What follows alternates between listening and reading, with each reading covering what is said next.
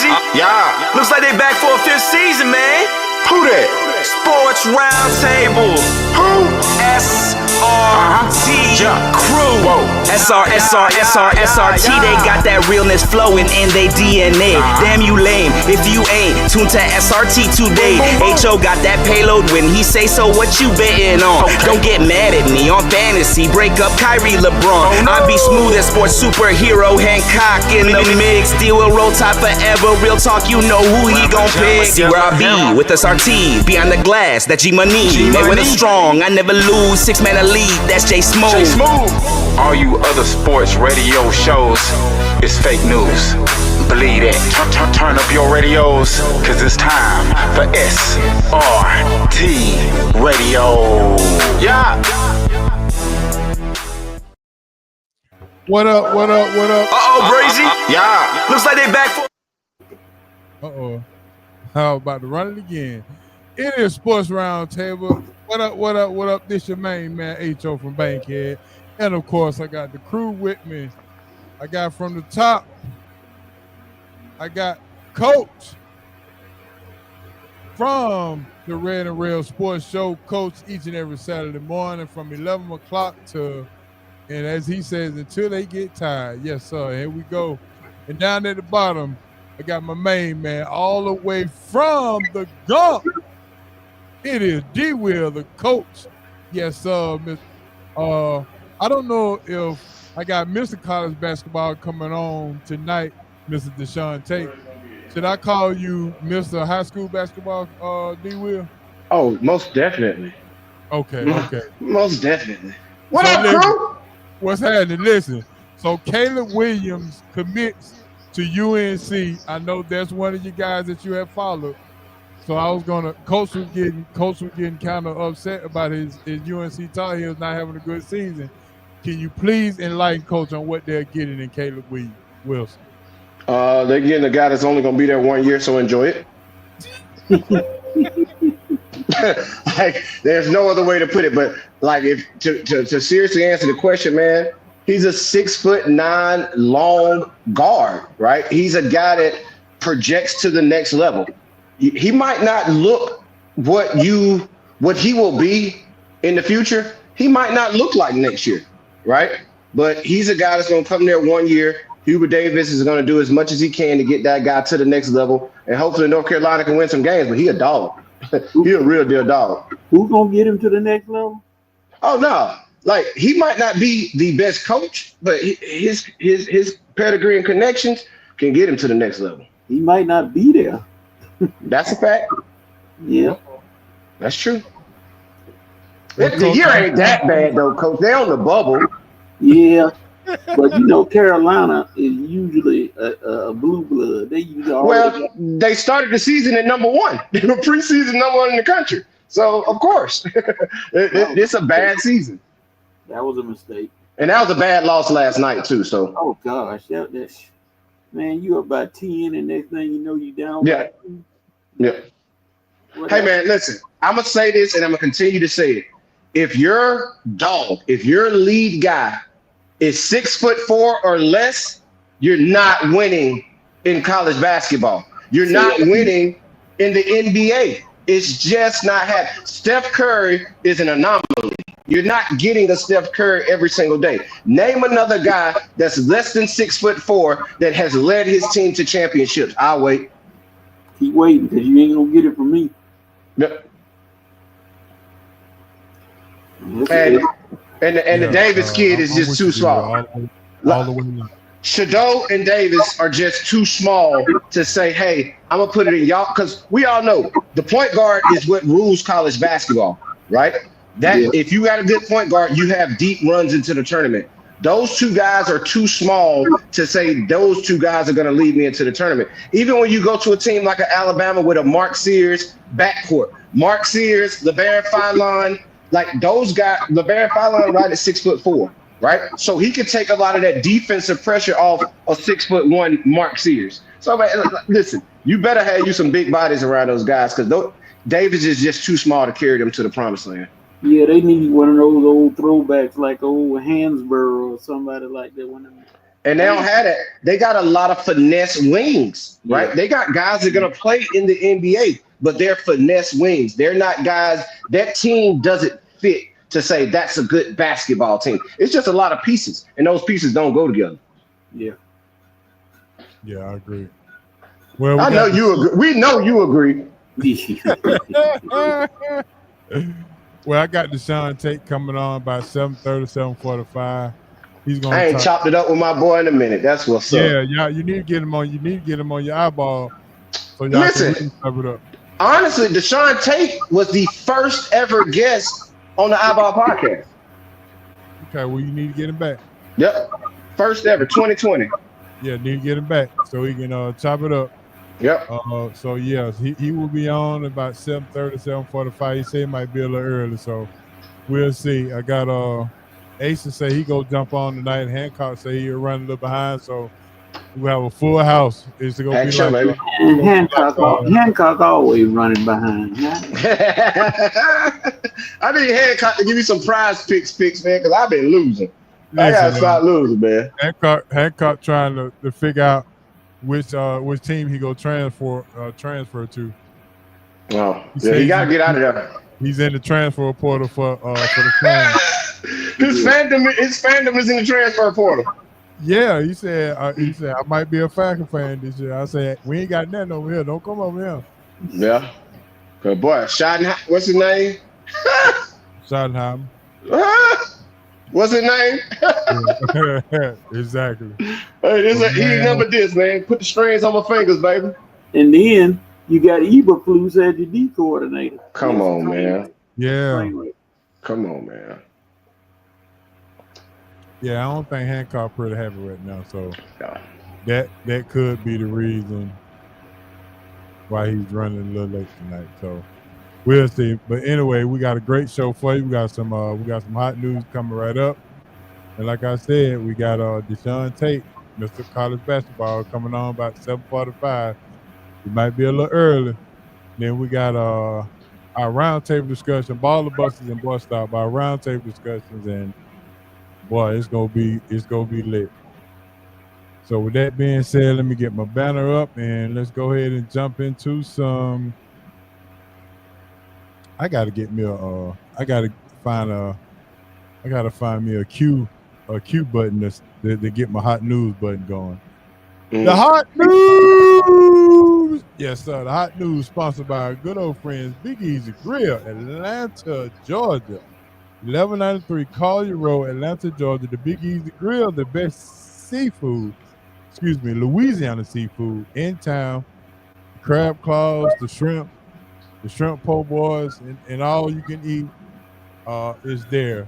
Big Easy Grill, 1193 Collier Road. It is the best Louisiana seafood in town. Going over there since they're from Louisiana and join Big Easy Grill as the Super Bowl will be in New Orleans this year. So don't be scared of going over there and check out Big Easy Grill. Make sure you mention SRT or Sports Roundtable. Get you 10% off any meals, $25 or more. What do I get off if I say Zach Edey? Oh, God. Might get put out. Right. Yeah, might get put out. Zach Edey, coach, it look like you gonna be. I hope you saving up your coin. Yeah, they just can't get him that ball because they got that offense that they going through him. No, they ain't gonna never do that. ever do that. All right, so the first item of the bid is Super Bowl 59 is ready, set, go in the Big Easy next Sunday. All right, Coach, what you think? How you feeling about the Super Bowl? Did the Super Bowl banner give it away with the colors or the Super Bowl logo? Did that give it away?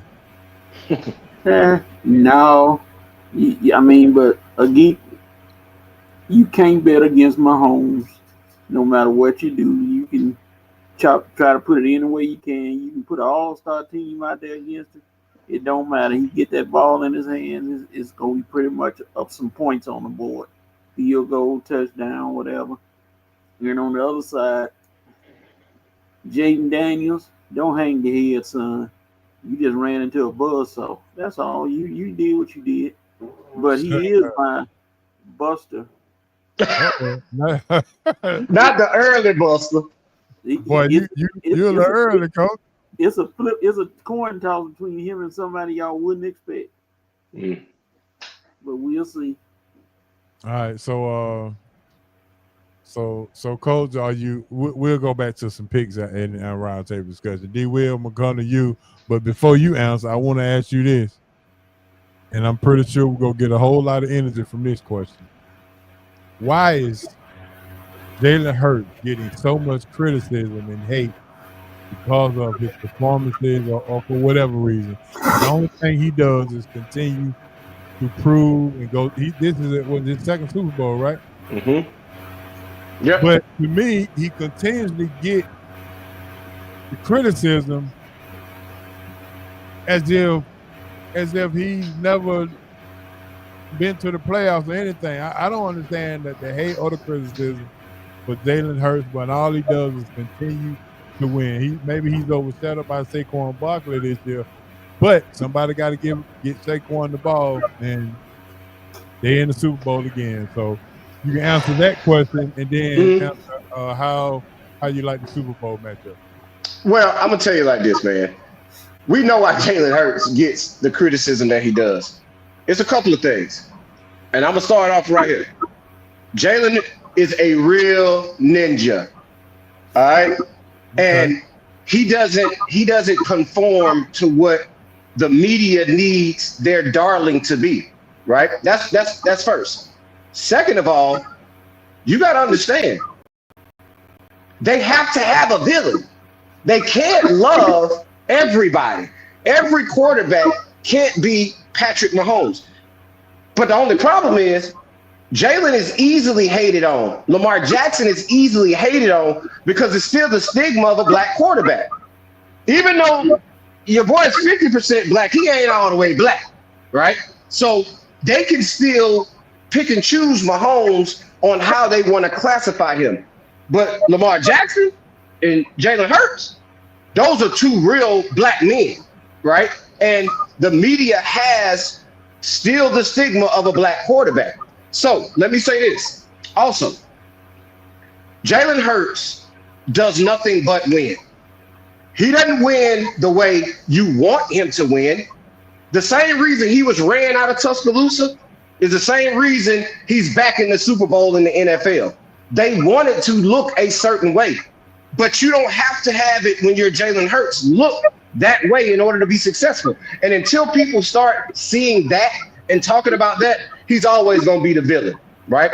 Now, when it comes to the Super Bowl matchup, I understand that everybody want to say it's a conspiracy theory to always help the Kansas City Chiefs. But, bro, let's keep it honest. Patrick Mahomes is Michael Jordan. You're not getting to the finals because Michael Jordan is there. He is the new Tom Brady. If you want to get there, you got to go through one of them. Are there years that you might slip up and beat them one year? But it doesn't happen too often. Name the quarterbacks that he is keeping from getting championships. Just like that will be Hall of Famers. Just like the Hall of Famers that Michael Jordan kept from getting championships during his run. So I'm picking the Eagles. I'm going to get my prediction early. I'm going with the Eagles because I believe this season, this Kansas City Chiefs team has made it on pure luck. This past AFC Championship game was the first time all season that they scored 32 points in a game. Any game. In the game that they scored over 30, they were playing Carolina. So they're not the football team. They have just gotten Patrick Mahomes has gotten them there. I think that luck runs out 2 Sundays from, well, 2 Sundays from this Sunday. Okay. Good deal. Coach, you wanna add to that rebuttal or anything that you wanna put on top of that? Well, I'm with D. Will. I hope the Eagles win, but I ask this question all the time on our show. Who is Patrick Mahomes playing that Sunday? Yeah. And if he is, then hey, the chances don't look too good for the Eagles. But that's Saquon Barkley. Barkley, like he could run through a needle and get a first down. And we understand it's not like Kansas City has this juggernaut of a run defense. It's not like they have just literally stopped people all year long. It's been shootouts. Now, it's been low-scoring games, so the defense is playing well, but that's also due to the offense, right? In today's NFL, we understand offense wins championships the way they say defense used to win championships. So it's all centered around the offense and the passing game and the quarterback. So, of course, with the way the NFL is structured, Patrick Mahomes is always going to have the leg up. But Saquon Barkley is something that is, I don't know what he is, y'all, but I believe that's why another reason I'm picking the Eagles. I think he's something special this season. And I don't think it's going to be much that Kansas City is going to be able to do with him. Jalen Hurts is going to make his plays. But if Saquon Barkley comes out and runs for 135 yards and scores 2 touchdowns, Kansas City can't beat them. All right, so I'm finna do my Michael Jackson imitation real quick. So fellas, I'm gonna ask you this: why haven't we heard not one peep or anything about Josh Allen losing to Kansas City again? But last week, all we heard was Lamar Jackson can't win the big game. Lamar Jackson can't do this. Lamar Jackson, it's all on you. You can't turn the ball over. Yep. It was the headline news all week. Yep. But this week, I haven't heard anything about Josh Allen other than that his coach might be getting an extension. And that's it. H.O. because he cried. He cried. Because he cried? Yeah, and then America loves sympathy. He cried. Oh, okay. And they don't want to bother him while he's crying. You know, Lamar was tough in his loss. Lamar was like, yeah, we should have did it. We should have did that. And then, you know, it's on me. Josh Allen got up there and cried. He was crying. He was I'm going to change my word, like the old wrestler dude. He was emotional. So, you know, he got them tears out, and everybody said, yeah, I tell you, that's a Josh. He's a competitor. And immediately they turned everything to the tight end.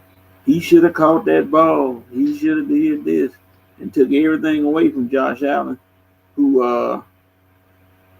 was throwing the ball here, there, and everywhere.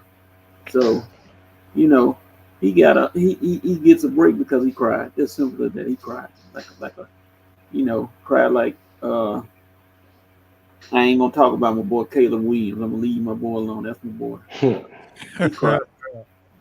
He cried. All right, Weezy, go ahead. What you got for this? And I saw you shake your head, and I know you want to say something. Well, here's the thing, man. We understand that Josh Allen is the GWH. He is the great white hope. Let's just keep it a buck. Josh Allen is the only player that can continuously lose football games. Well, there's 2 of them, and I'll get to the other one later in my statement. But one of 2 players who can continuously lose football games, but every time they lose, they get praised for, oh my God, did you see how great he was? He played so awesome. It was this. Lamar Jackson had a tight end drop the ball in the middle of the field on a drive, and then at the goal line to tie it, and it's all they talked about was his turnovers in the first half. Asa came on here last week, and it's all he could talk about were the turnovers in the first half. We didn't talk about he still had them there to win the game. Josh Allen continuously loses football games, but it's all you hear on the 4-letter networks from the Dan Orlovskis of the world are how great he played. How great. Look at this throw he made. Look at this play he made. But at the end of the day, he lost. But he didn't lose. Patrick Mahomes beat him. But Josh Allen beat Lamar Jackson, right? So I get so sick of him. Look, Josh Allen has done absolutely nothing for them to be already calling him a Hall of Famer in what? What has he done to be a Hall of Famer? He doesn't have half the accolades of a Lamar Jackson. It's another one out there. Josh Herbert. They love him. He threw 4 interceptions in one game to lose in the playoffs like he does every year when he happens to make it. But still, we sit here and we glaze him all day long. I'm so sick. We hadn't heard one Josh Allen derogatory statement of a 4-letter network or a 3-letter network all week long. Right. But like you said, last week, that's all they talked about were the first half turnovers, not the second half drops. And it drives me crazy. Yeah. D. Will, Coach don't know what glaze over means. Yes, I do. I hear the know. Okay. Yeah, because I mean, what D. Will just said sounds about white. I mean, right. There it is. Yeah. And you got to pick it. And if you're on one of those networks, you got to piggyback on that, man. If you're a brother, you got to piggyback on that. You got to piggyback. No, listen, they're in production meetings. No Josh Allen slander would be tolerated on this show. I'm telling you, it happens. All right, let's go to the comment. Cuz said that Lamar cried last year and they still dogged him out. Bro, he chocolate. Yeah. I wasn't supposed to call the man a chocolate, was it? Yeah. You in time out, D. Will. Let's talk about Josh Allen in Buffalo changing his coach. I'm not sure if that's going to help what we're talking about. Listen, Josh Allen was good this year, but before that, it was Brian Daboll, right? Brian Daboll got him to where he is. Now, all of a sudden, it's the coach's fault. We don't fire all the coaches. So, yeah. Does Brian Daboll get credit for if Philadelphia win the Super Bowl this year? Why is that? He didn't sign Saquon back. Oh, well, I don't think that was his decision. I'm pretty sure he would have wanted to. Like, that was the front office. He chose Danielle. Well, he's a quarterback's coach. He's going to choose a quarterback. Like they're gonna do that every single time. So I don't blame him for that choice. It was the wrong choice, but I don't blame him for it. Now, I'm pretty sure as an offensive coach, he was in there like, hey man, don't get rid of Saquon. Like, don't. I'm pretty sure he was in there like that, but that's not his decision to be made. Like, he don't buy the groceries, you just gotta cook them. All right, time to talk about Hancock's favorite team, and that's the Dallas Cowboys. Why we gotta do that? Cowboys got their guys, and that is new head coach, new defense coordinator, Brian Schottenheimer, and I don't even know his first name, but Eberflus, former head coach. Matty. Eberflus is now on the Cowboys staff. And Coach, how you feeling about that? Jerry ain't gonna get anybody that can talk over him on the mic or outshine him. And the thing about Schottenheimer, nobody's saying he can't be a coach. It's just the fact that last year you the offensive coordinator for the Cowboys, but who knew? You didn't call a play. How are you the offensive coordinator and you not calling any play? Now you expect to jump up and be a head coach? You gonna call some plays this year or whatever? You got Eberflus, who well, you know, I'll leave that alone because that's just a recipe for disaster. Now, can they fool somebody and win some games? No, they can't fool anybody. No, you don't fool nobody. People are jumping off that bandwagon, getting skint up knees and busted elbows, trying to get away from Dallas because it's just a train wreck. And I know a guy who literally, I used a quote from an old wrestler. He said, "You gonna watch the Cowboys?" He said, "No, I'd rather watch a documentary on dirt." Oh my goodness, that's cold blooded right there, Coach. I know you just quoting it, but that's tough there.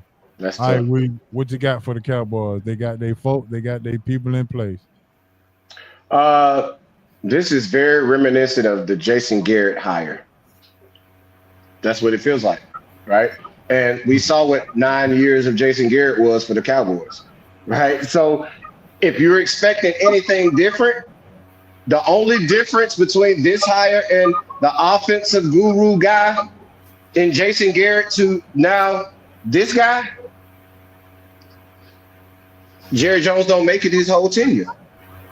Like I'm not trying to be. Jerry Jones don't make it to his whole tenure, right? That's the only way he will ever see any success, right? And because Jerry's he got somebody he got the puppet strings attached to him, right? And he's gonna continue to do it. And everybody knows we can sit here and talk about the Cowboys over and over and over. And they continue to lose and lose and lose, and we're going to continue to talk about them. And the thing is, everybody knows nothing is going to happen as long as Jerry Jones is alive. It's the same thing happened with the Raiders. When Al Davis was alive, you knew what it was. When Al Davis passed away, it changed somewhat. But it was still in the family, and it's still being ran by him. But it is going to be the exact same thing. So what do I care? I really don't, to be honest with you.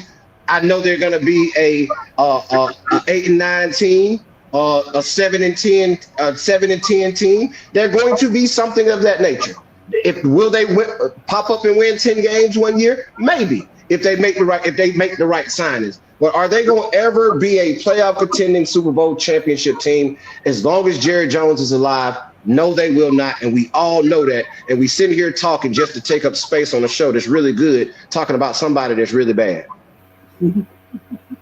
Yeah, I couldn't have said it any better. I just text Hancock to see was he go join us to talk about his transfer to a different team, and he hadn't hit me back yet. So maybe he's getting out of the car trying to get everything suited up and booted. Maybe if he come on tonight, maybe he gonna have his Lakers stuff in the back instead of his Cowboy stuff. Which I'm not even sure that's a good thing. The way that baptism went the other night. What you call it? Baptism. By fire. Hey man, listen, I'm not against it, right? I know Squirrel, you shouldn't have brought it up. I am sick of seeing Bronny James on the basketball court in a Los Angeles Lakers uniform. The honeymoon of that happened is cool. I'm all for that. Bro, in his minutes that he's played in the NBA, he is 1 for 18 from the floor, 0 for 7 from the three-point line. Why is he in the game? Somebody explain to me, what is he contributing to get minutes in the game, and you're 1 for 18 and 0 for 7? Please tell me why he's on the court. Let's stop this, man. This must stop. Listen, go get 30 in the G League. We'll clap your hands, pat you on the back. But do not put on a Lakers uniform and play in an NBA game trying to guard a Tyrese Maxey who giving you 40 when you step on the court. So let's stop it. I'm sorry. You would think though that the Lakers are like the Washington Wizards. They got on the 6 game won, so they can afford to do that. They actually are in a kind of a playoff race. Yeah, they're gonna waste time. JJ Redick, putting him in the game for no meaningless minutes, for nothing, and you lose the game against the 76ers who don't even have Embiid or Paul George. Come on, man. What are we doing? Yeah, they got smashed for sure. All right, going back to the comment, Coach said that's why Prime would never be a coach for Dallas because there would be too front and center. Mm-hmm. Well, they use prime time to get up the expectations of the media. I mean, if Jared can do one thing, he knows how to market. Mm-hmm. Well, I'm saying, like, he don't have to try hard. The 4-letter network gonna talk about him all the time. It doesn't matter. So, like, their media presence, because Jerry runs the NFL. Let's just keep it real. Yeah, tell the show Get Up to stop telling me what the D in Dallas stands for. I know what it stands for. Disaster. I hear that every day. What does the D in Dallas stand for? Everybody knows. Come on now. We should be. You don't need to talk about Dallas every day on there for some whatever reason. Who cares?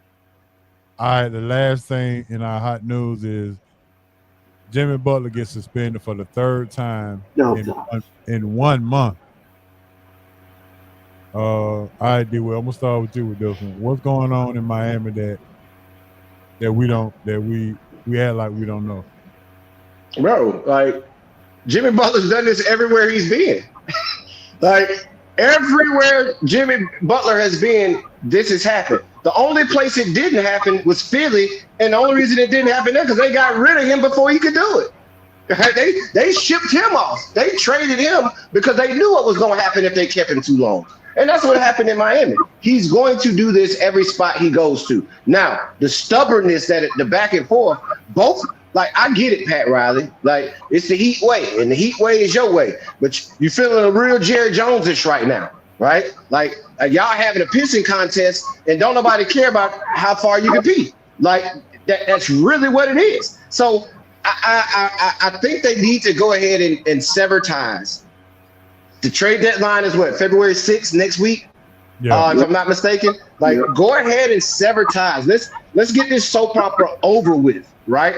And whoever trades for Jimmy Butler, just understand, in about 3 years, if you keep him that long, he's going to start doing this. By that time, he's going to be old, so you ain't going to care. You'll just cut ties with him. But understand, everywhere Jimmy Butler goes, this is going to happen.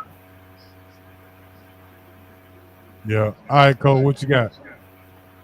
I mean, it's like the Bold and the Beautiful, Young and the Restless. It's just a never-ending soap opera.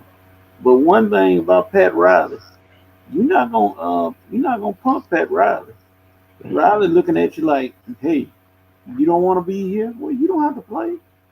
You don't have to come and shoot around. You don't have to come to the arena. But we got your right now, partner. So. And we tapping your pockets. We tapping your pockets every single time. Yeah, I'm not losing money. You losing money. So keep on with your little so-called not playing. Hey, we'll put that money toward the Christmas fund or whatever. Whenever you get through, we're gonna keep collecting our money. No problem. Is it Jimmy Butler or is it Miami? It's both. Both are in the wrong, right? Like, that's not good business on either side, right? Like, Jimmy Butler, you making millions of dollars. Go to work. Go to work. You don't got to be happy. You know, when folks go to work that ain't happy every day, that make $15 an hour, like, let's keep it 100. Like, go to work. Go play basketball. Cuss them out as soon as you come out of practice. Go in the locker room, sit in the corner by yourself. But get on the floor and play basketball. Pat Riley, be a real businessman. Yeah, you have a disgruntled employee. Sever ties with him. Get rid of him. Why are you continuously to have that stress in your life? Because you like it. Because you know why? They're talking about the Miami Heat. That's all he wanted to do. He need the 4-letter and 3-letter networks to talk about them. And this is making them happen because this only makes him money. So, like, all of it is bad business, in my opinion. Yeah, I agree with that. Where's the best fit for Jimmy Butler with what he brings, good or bad, to any organization? Where is the best fit for Mr. Jimmy Butler? Milwaukee Bucks. And guess what? Guess who could come on and answer this question? There he is, everybody. There he is. What's up, my guys?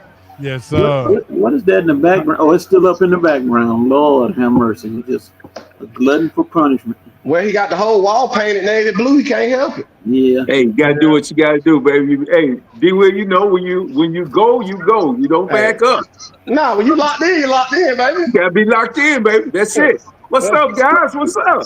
What's happening? We talking about Jimmy Butler. Where's the best place for him to go now whatever organization take him, got to take the good and the bad. So where's the best place for him? D. Will just said Milwaukee Bucks. What say you, Mr. Hancock?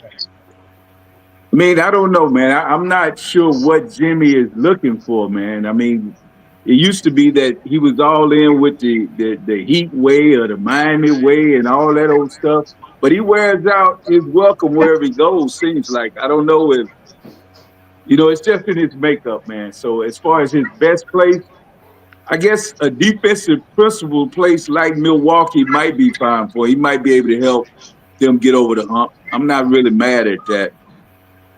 Maybe a place like Phoenix that needs a defensive intensity, where you can now move KD back to, more of that scoring. He doesn't have to use all his energies on defense. You can have somebody like Jimmy that can go out there and say, okay, I know I'm going to send Jimmy out there to take the offensive team's best player. So maybe a move to move Beal, if they can swing that, to move Beal to get Jimmy out there, I could see that happening. Maybe someplace like that works. All right, we're going to move back just a little bit, Han, and we're going to talk about last we talked, you say you entertained to get into the transfer portal for the fans transfer portal. How we're looking right now after they've announced your new head coach and the new defensive coordinator? Where do you sit and where do you stand? Dude, I guess I'm just like that woman that's a glutton for punishment with that bad boyfriend, man. I just got to stay where I am. I just... When you look at what the Cowboys do, man, Jared just... I don't know. I think Jared just likes to mess with people, man. He's not going to put anybody in there where he has to give up any authority or let them make decisions that, weigh in any weight in the organization. So with that, I just got to be a glutton for punishment, man. I've been a Cowboy fan since Captain Comeback, Roger Staubach, man. So I'm not going to change now. Ed Too Tall and everybody rolling over their grave. I can't go nowhere. I got to stay where I am. But, man, it's a hard thing. I mean, not only are we retreading names from the past. I mean, we just get nepotism, retreads.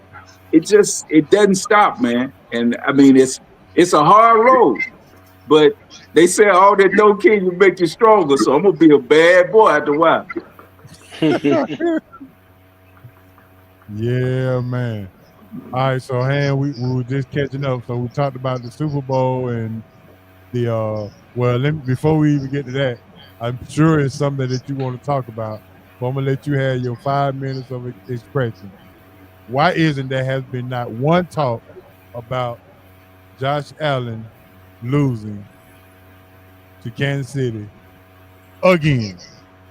But all last week when Lamar Jackson lost, it was we had to put on some headphones because they kept talking about how Lamar Jackson turned the ball over, and D. Will say, in the first half. Not the second half, but the first half. But it goes with what we know, man. We've not shied away from it on this show.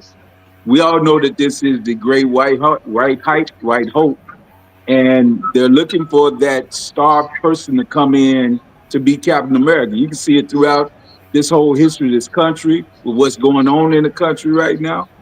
And they coddle him, man. They coddle this guy. Not to say Josh Allen isn't a great quarterback, great football player. He is. You can't take that away. The things that he can do, there are very few quarterbacks that have ever played, and let alone playing now, that can do what he does. Don't get me wrong. He's phenomenal. But I just like it to be an even playing field when he comes up short. He came up short. Don't sit there and talk about, well, if this would have happened. Hell, if Mark Andrews doesn't drop 2 passes, Lamar is there. So, I mean, you can always guide it and say what this could be. And if, Patrick Mahomes doesn't get this call, or if they don't, that's on everything. Why? I don't hear that when it's Lamar. And that's what we're talking about. It's always an excuse. True enough, some of these excuses are valid. When you lead with 13 seconds left in the game and you kick off to another team, you're supposed to win that game. Mm-hmm. So I understand I have no problem with it. But let's still talk about the shortcomings. Let's talk about him not getting the fumbling the ball. Let's talk about the interception. Let's talk about the first 2 passes of the game against Kansas City. They should have been intercepted, but they were dropped.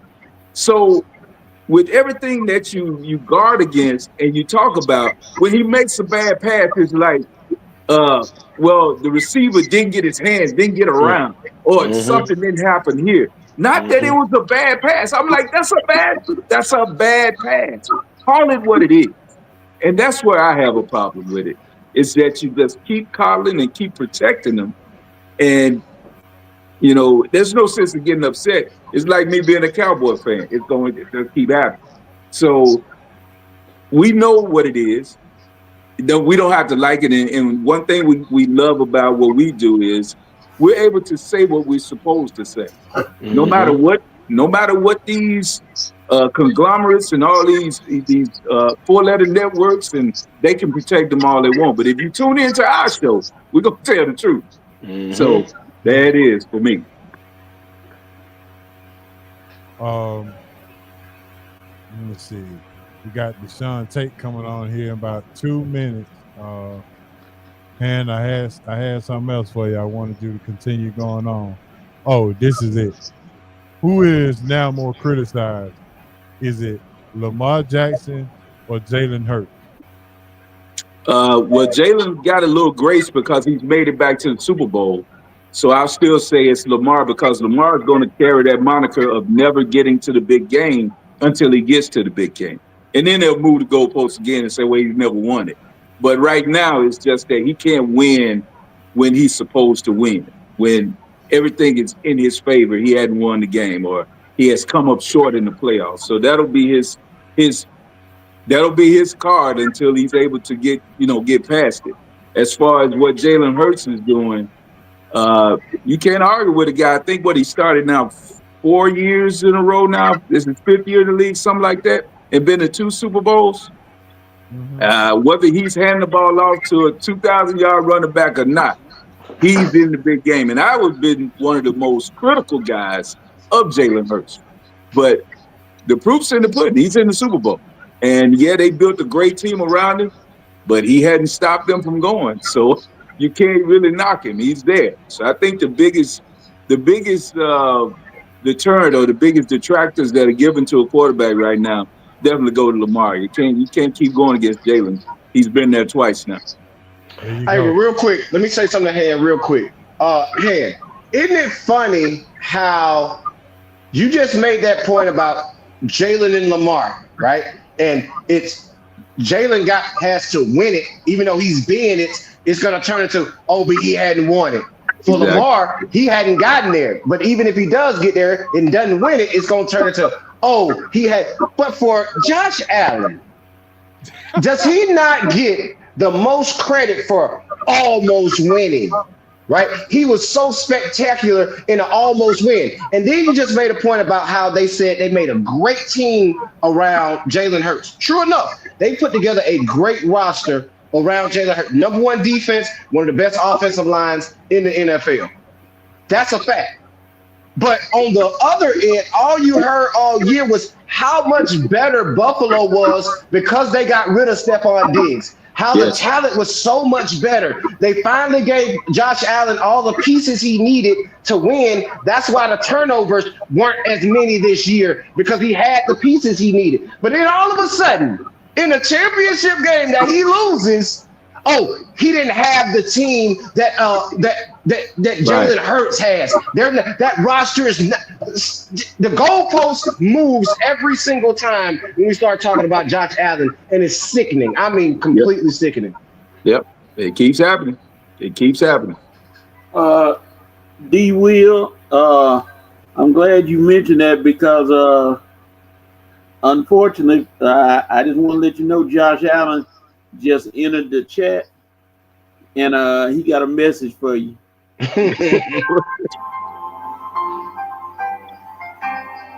did my best, but I guess my best. Here we are back where we were before. He didn't want to let you know he gave his best. He did his best. He did. All right, we got somebody else who want to come on. He's been in the waiting room just laughing and smiling. And D Will had mentioned his name earlier, and he's all the way from Auburn, Alabama. Well, from South Carolina, but he roots for Auburn. My main man, Asa Brown from DNA Sports. Asa, what's going on, bro?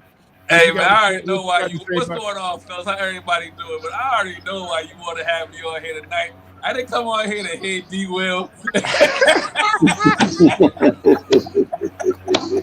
I didn't come on here to hear this D Will slander.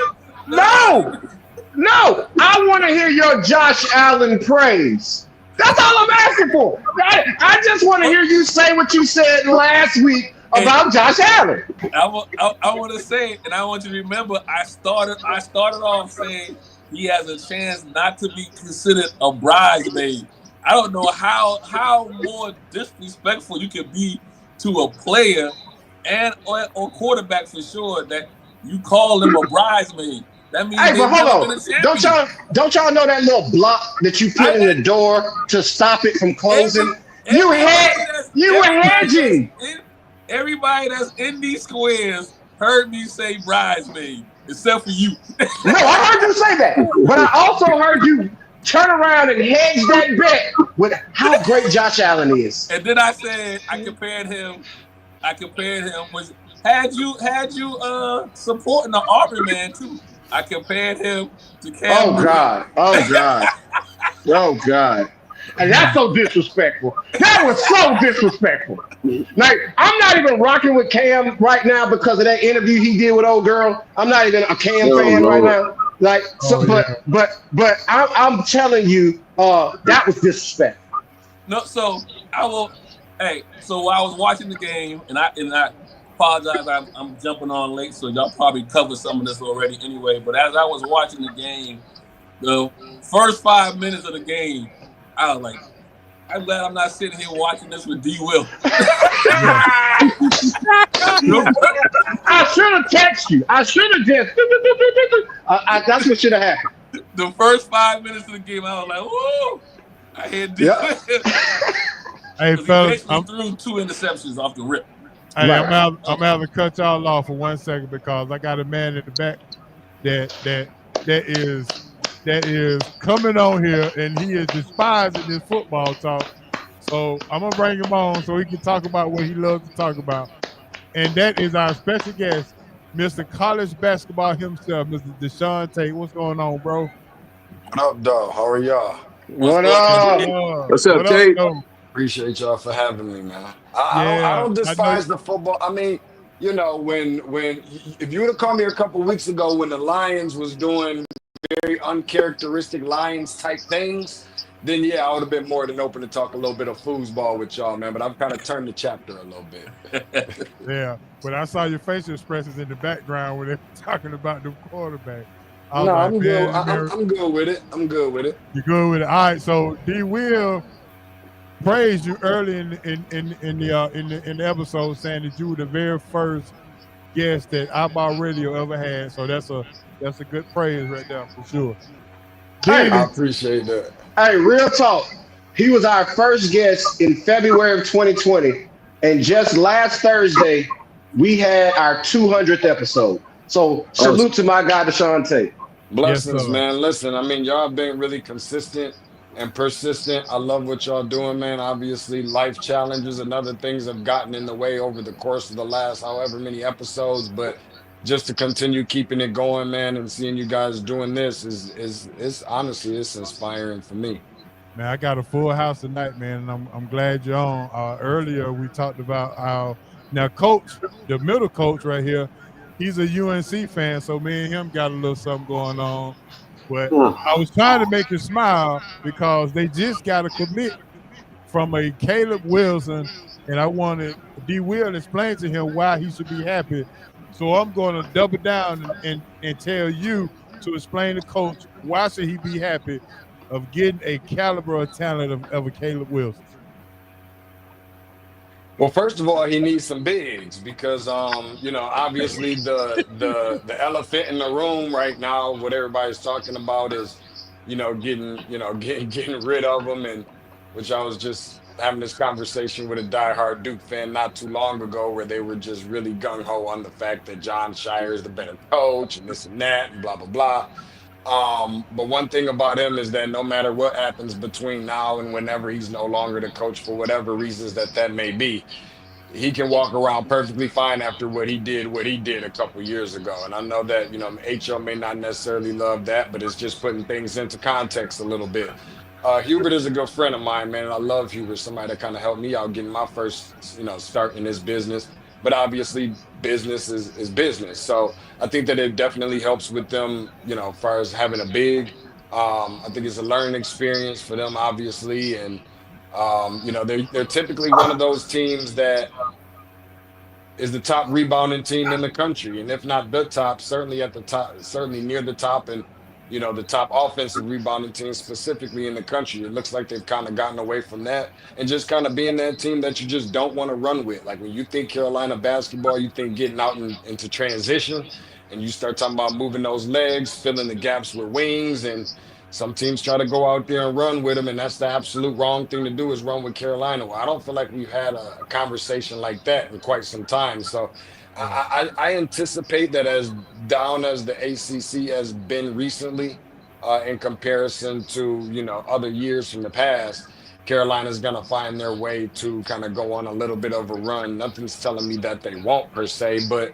it's not something that you can really necessarily just lock in, I think they'll be fine in the end, but they definitely got some work to do. Well, as long as it don't start Saturday. Quick question for you, since you just brought it up. How real is these SEC teams? I think they real, man. I do. It looked like it's making a change over a little bit. You talk about SEC, we usually always talking about football. I think most people are gonna say that, but I think it's real. Now, does that automatically mean one of them gonna win a national championship? Absolutely not.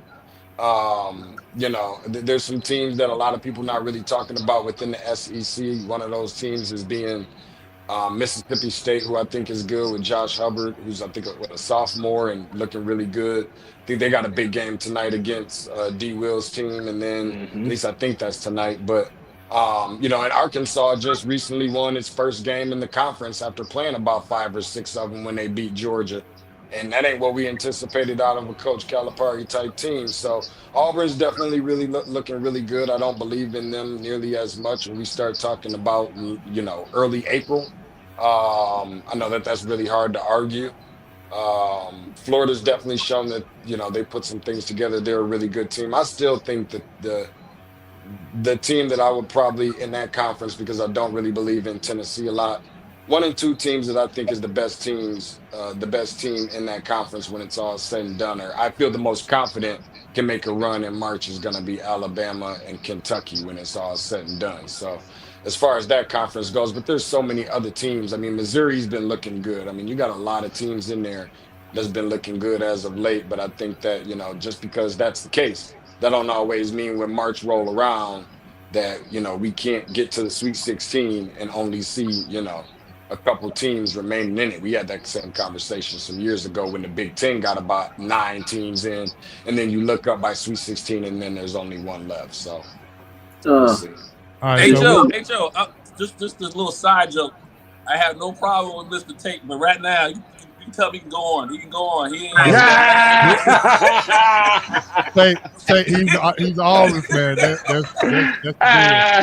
Hey, I was sitting here That's perfectly fine. He won't be the first person, nor the last, to kind of excuse me from my duties. Usually there's somebody. Usually I'm hearing that from somebody that looks a little bit prettier than he does, and a different gender, by the way. But right.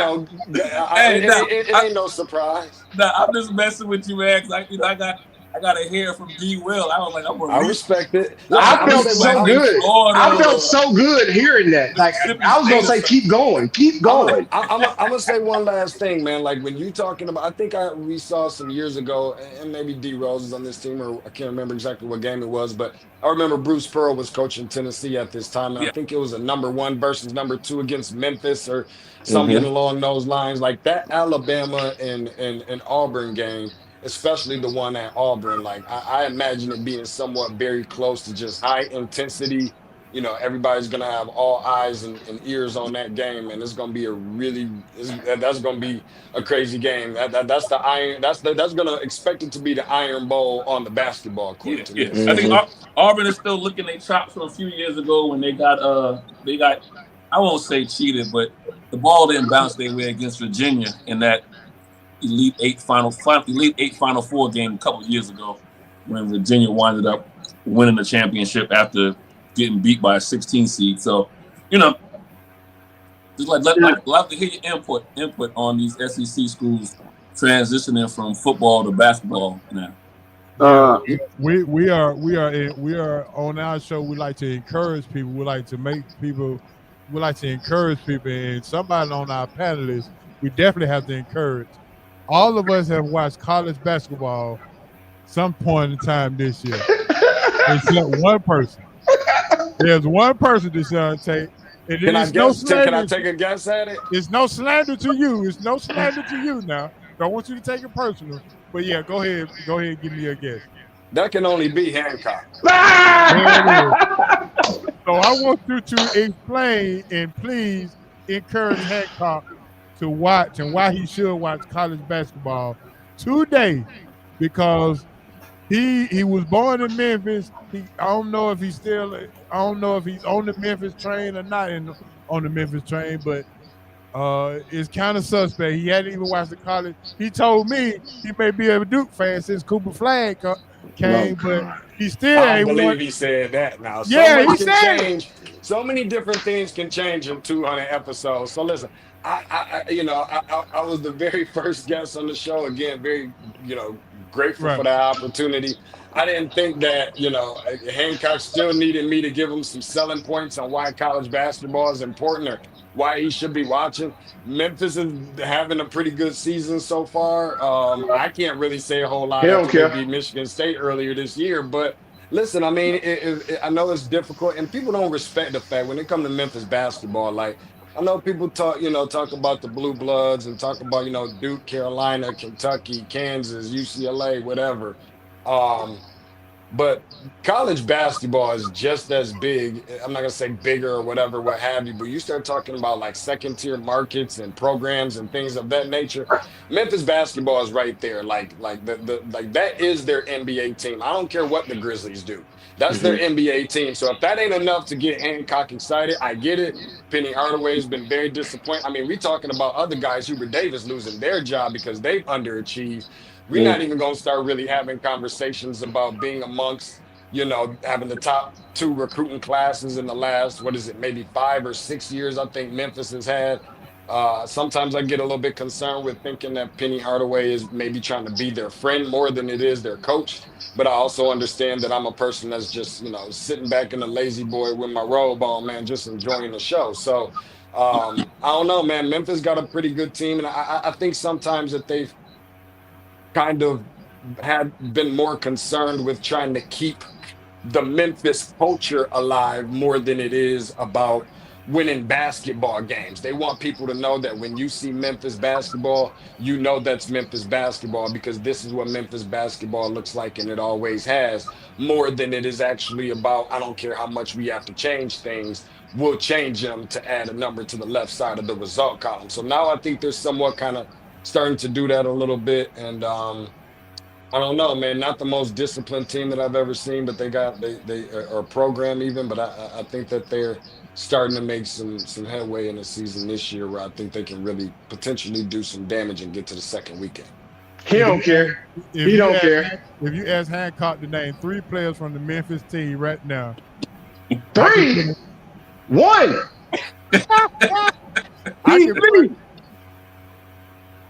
Keith Lee. Golly. He do the No, film man. review. The thing about Memphis is a hotbed in basketball. Y'all don't get it twisted. If you grew up there, Yeah. you understand Absolutely. the culture there. And now I will disagree a little bit on the city has turned. They are a Grizzlies town. They are grit and grind. They love their Grizzlies. Don't get me wrong. But you're right about Memphis State. It's still Memphis State to everybody that's from Memphis. At University of Memphis, crap. Yeah, we'll do it nationally, but when you're at home, it's Memphis State. And the thing about it is, yeah, I don't know if what Penny is doing is conducive to winning in college because he's still coaching principles or concepts of the NBA.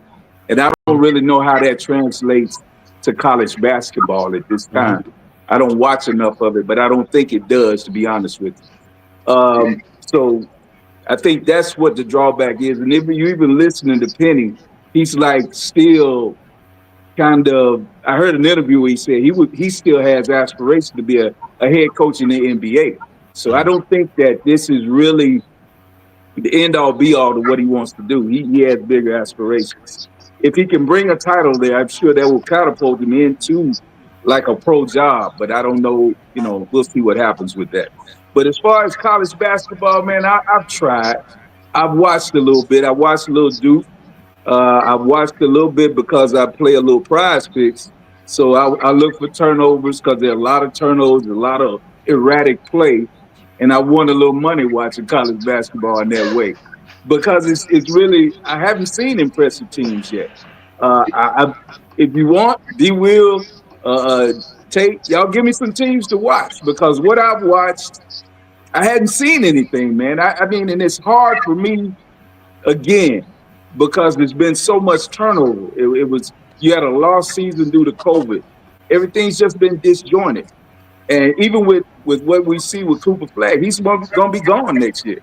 So there's no time to really get entrenched or learn or get a culture for what's going on in college basketball. I'll watch the tournament, but as of now, I'm just kind of like a fringe fan, man. There's no knock on it. I do like to see the guys have a chance to move on, get their money. So I'm not going to knock it all the way, but I just don't see it from the basketball that I grew up. When I grew up in college basketball, every Saturday was NCAA basketball. And again, I know you get tired of me saying it, Tate, but I miss the Big East. I miss the old ACC. I miss the Metro 7. I miss all that. I miss the Louisville, Memphis State rivalry. I miss the Georgetown, St. John's rivalries. I miss all that. And that's what basketball was for me. That's what it was for me. Hey, listen, ask him who his GOAT of the NBA is. Who's your GOAT? Kobe. What, stop? You ain't no doggone go Kobe fan. Kobe. Michael Jordan. Kobe.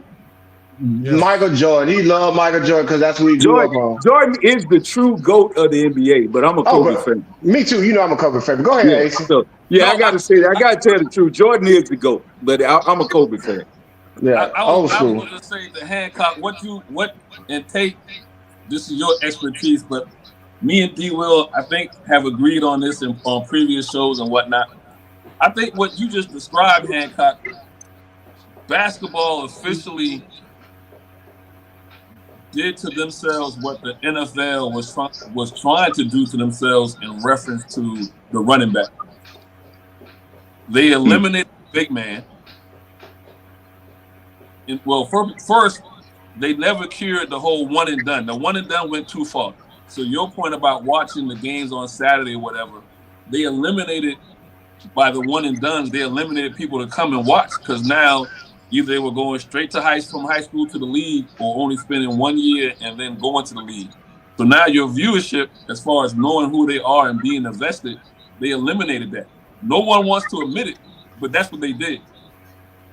And so now you have this 10-year, 15-year scenario where no one's invested into viewership of the college game and no one's invested into the viewership of the NBA game because we never developed that relationship with the players at the collegiate level.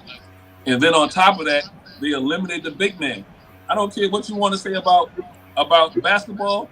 To me, it's always an inside-out game. It's never been an outside in game. But no one's developing a big man. That's why at North Carolina, you had old boy been there 7 years. What's his name? Baycott. Huh? Babcock. Baycott. Yeah, he's been there 8 years because no one's going to draft him in the league. Yeah. There's no need for a big man. Just call it what it is, Asa. Tell Hancock, go to the gym, to the Y, watch the little 10-year-olds play, and the 7-year-old build up a tolerance. Once you get past that, then go to your local high school and watch your good high school rivalry. Once you build that up, then jump on in, get you a rivalry game in college. You got plenty of them to choose from. It's always a good game on Saturday in college. I just think overall though, Coach, we at the core, basketball has, for whatever reason, like I said, eliminated the big man. So it's not being taught. It's not a fundamental game anymore. So you're losing the viewership. I think anybody can go out there and shoot threes. Hey, y'all got to stop this college basketball slander because y'all lying. Ain't none of y'all right. All y'all who have just commented, Hancock wrong, Asa, you wrong as hell. Like, let's just keep it real. Like, I don't know what you guys are not watching or not watching to make you make these statements about college basketball. Because listen, No, I'm not. Let me ask you one question. So, if you're going to say that there are big men at the collegiate level, where are they at the professional level? Because that's the professional level's fault. That's not college basketball's fault. College basketball has several good big men. You just mentioned Armando Baycott didn't go to the league because the league doesn't value big men. That's not a college basketball issue. That's an NBA issue. Don't place that on college basketball because there are plenty very good, formidable big men that don't get an opportunity in the NBA because they don't play the NBA game of being a stretch guy that shoots three-pointers. But the slander on college basketball is going to have to stop because that is one of the most purest games that you're going to be able to watch in today's climate. Now, y'all know my wheelhouse is high school basketball. So when we project to the college level, bro, y'all got to stop. The best coaches are in college basketball. The best minds are in college basketball. Just because you don't watch it, don't mean it's a diminished game. Yeah, but purity only counts. I don't want really a pure girlfriend when I'm young. I want her to be out there. Purity counts when I get ready to marry. You don't never I want don't want to see purity college basketball. It's not entertaining. But here's my thing. Hold, time out, Hancock. I'm gonna say it like this. I have only watched about 3 NBA basketball games this year in complete fashion, and let me tell you why. Because that is the worst brand of basketball you can possibly watch or play. If you're sitting there telling me, Hancock, that it's more entertaining, hold on. If it's more entertaining to watch a team miss 75 three-pointers in a basketball game, if you tell me that's entertainment and that's pure basketball, you're a goddamn lie. That's the worst brand of basketball that can possibly be paid. D-Will, I could be that kind of lie, but it's still about entertainment. I'm sitting here watching. That's guys, not entertaining. Like that's not entertaining to watch 75 miss threes. That's fine. That's not for you. But that's my point I just made about you in college basketball. That's the point I'm making about you in college basketball. I'm saying it's not good because you don't watch it. I don't watch that because that's bad basketball. But that's beauty is in the eye of the beholder. I might like some fat girl and I don't like skinny girl. I might like this skinny girl. I don't like that fat girl. But that's why I say the slander has to stop. Watching, it's not about slandering. It's about if I have an idea. Go ahead. No, I'm gonna let you say. I have the best way that we can break all this up and we can come to a mutual agreement. Okay. Go ahead. If Hancock don't want to watch college basketball, by all means, be my guest. I got a little 2-year-old over here who needs a babysitter. So it can open up some time for her dad to watch college basketball. That's how you want to do things. Let her come over and pull all her toys out over at Hancock House. Let her sit up there and throw food all over the floor from the high chair at Hancock House so dad can sit back and get ready for March. That's the best answer that I got for you. Yeah, I agree with that. See, the thing about it is, this is why I hate when you do that, big homie, because it makes it seem like I'm saying they shouldn't play the game. At it. I I watch Duke Carolina all the time because that's blue blood. That's what I know those universities. You see what I'm saying? I think what also happened with college basketball is now you've lost coaches that were at the head of these programs that people could identify with. Now you have a changing of the guard. People that are growing up with it now are going to learn these names, the Shires, the Hubert Davises, those type of people. But I grew up on Krzyzewski. I grew up with Well, people gotta die here. They can't live forever. I know. He will. I'm not saying they should. I'm just saying we all are how we shape younger. And to me, I was shaped at a different type of college basketball. It ain't the same no more. I can't identify with that. It's just not my style because none of these people stay there. Yeah. The games that what they did was, and I agree with what Asa said, you were able to take guys and you saw their careers mature. You saw them develop and move on to the next level, and it became a pipeline. It's the same thing with boxing now. I don't know what the hell going on with boxing because there's no lineage. We knew from the 76 Olympics with Spinks and Sugar Ray Leonard and all those people, boxing had a golden era because all those amateurs became pros. And it was something, a viewership was garnered. It was captured. Right now in college basketball, these people go to die. When we look at the next level, hell, they come over from Europe. We don't know who the hell the college basketball people are. They don't even materialize. They never do. Some of them do, but some of them don't. I mean, some of that is an NBA issue, but some of that's a college issue. So you just name before we got to this conversation, we were like, well, who's the GOAT? And the GOAT, and some people, when I say the GOAT in general, they were like, who's your guy? And your guy was Kobe.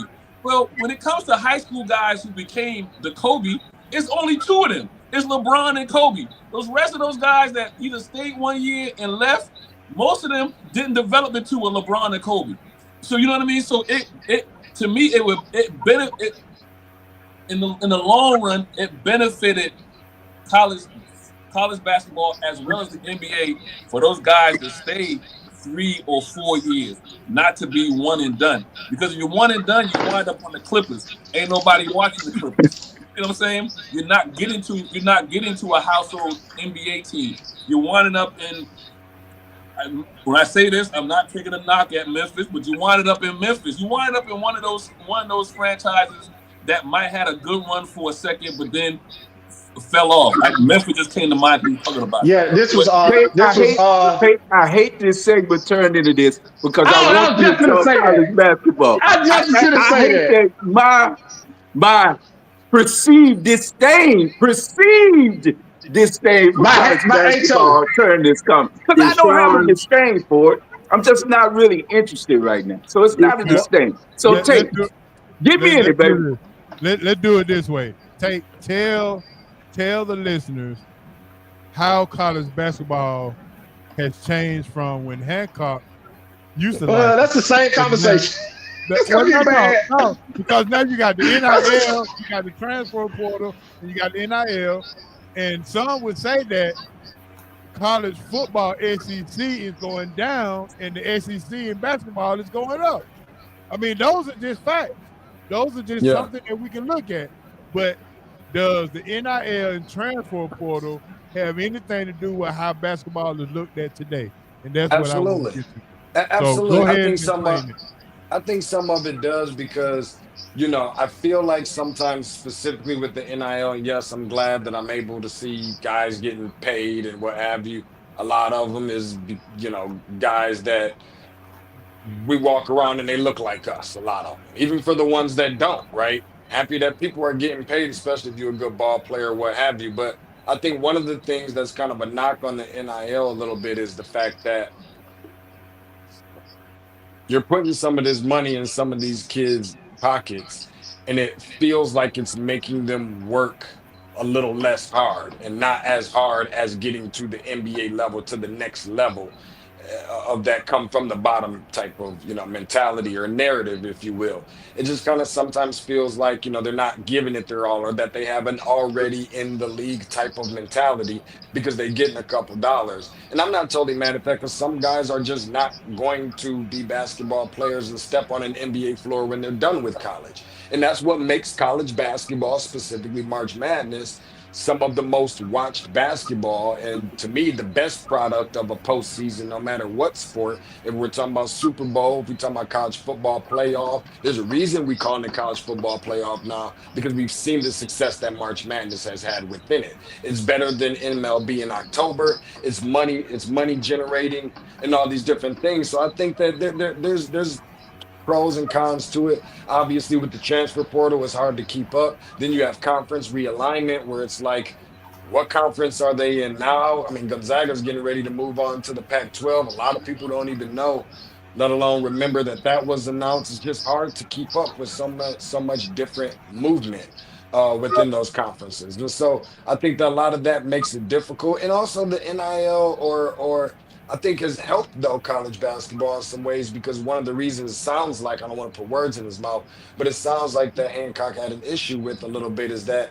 because there is all of this, and guys leaving and going to the league early and what have you, it's making it difficult to watch, because it doesn't leave you with a big enough window, long enough to be able to understand who's on what team, who's the guys I need to be looking at, looking forward to. I really only get March to learn about any of these guys. Partially, that's your fault if you're not keeping up with college basketball until March. But it doesn't. I think the NIL helps keep guys stay around in college longer, so that you can learn who these guys are that you need to learn. I mean, Hunter Dickinson is in his 5th or 6th year? Feels like 56th or 55th or 56th year at Kansas, but he's probably stuck around. He's going to gone to the league, but he's probably going to make more money on the collegiate level because of NIL than he ever would make on the NBA level. Maybe that's another reason that we saw Zach Edey stick around in college an extra year, is to be able to, get a little bit of extra tokens in his pocket because he was National Player of the Year. So I just think that those are just a couple of pros and cons, right, to NIL and transfer portal. But I'll say this one last thing. Make no mistake about it. We can talk back and forth till we blue in the face. There's no question, Hancock, of the benefits that college basketball March Madness brings, right? It brings everybody together. If you haven't talked to that person in your cubicle sitting next to you in the office all year, you better believe that when those brackets is released on Sunday and you go to work the next morning, y'all are comparing brackets. Okay, it is the most anticipated. We're talking about upsets, buzzer beaters, 16 seeds beating 1 seeds. The fan bases that we can everybody has a team or went to college or grew up rooting for a college team or whatever, what have you. Everything that comes with it is, I don't care your shade of your skin, it brings everybody together. I think that we always talk about how the Super Bowl Sunday or day after Super Bowl, on Monday needs to be a holiday. No. I think that we need to implement that for at least the very first Thursday of college basketball during that tournament, right? So that you can, it means just that much more. It's think of it as your Super Bowl squares and all that type of stuff we're preparing for in the next 2. That's what the bracket is. It's you don't know. You got a bunch of guys who play on the collegiate level and looking like the best team in the country all year long. All of a sudden, they play this little team from a little podunk town nobody's ever heard of. None of those guys are ever going to play in the NBA. They can't miss a shot. It's like throwing a rock in the ocean from the boat. They can't miss if they try to miss. Meanwhile, this number 1 seeded ranked team, this, that, and the other, are looking completely uncharacteristic from anything that we have ever seen from them all season long. They're pointing fingers at each other. That other team is just going crazy, and they just can't wait till they get to this point to be on this level. What is there not to love about that? So I get it. Maybe that's a little bit different than college basketball in the regular season. I don't want to necessarily confuse the Hey, two, but hold if on. you've been watching college basketball, you will see that we don't have to wait until March to get some madness. We've been seeing that from November all the way through. But the thing is, you're never going to see it if you're not watching. Right. And this is one other thing. And when you said that, it kind of triggered something in me. I just think that in all of sports, you want something to shoot at, that big bad team or whatever.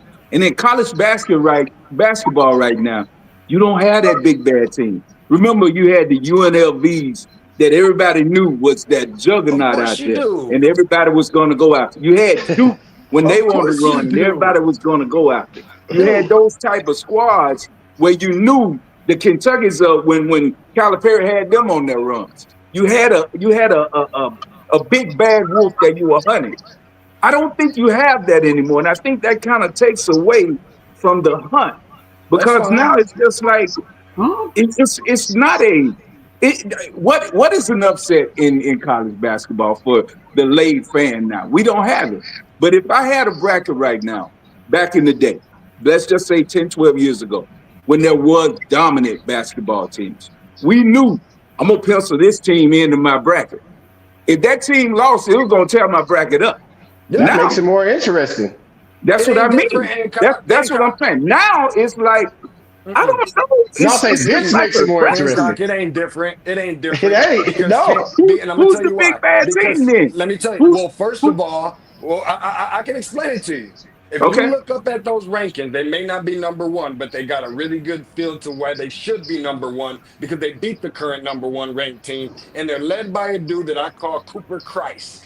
He's supposed to be the best thing since sliced bread, and I get it, and maybe he's not, and whatever else that they hyped him up to be. That's a social media and younger generation thing of people who don't know basketball thing, right? No disrespect to him, right? But he's supposed to be the baddest thing on the planet. You understand what I'm saying? When you still have the programs. Kansas is still a top program.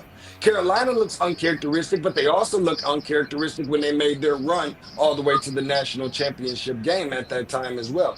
Houston is, I think, is probably the front runner, and people not going to give them the credit. And I get it; they're maybe not a blue blood and whatever else. But Kelvin Sampson has just been as good of a coach as any of the other ones from an X's and O's standpoint. And I know you resonated with that because of the fact that that's Kelvin Sampson, and he's an old school minded type coach, being able to provide some offense to a really good defense that just recently went to a Final Four as well. So all of those things being said, right, you still have that. You still have that beauty. You still have people that are letting their babies, my 2-year-old included, letting the dog fill out there. The dog is filling out a bracket, Hancock.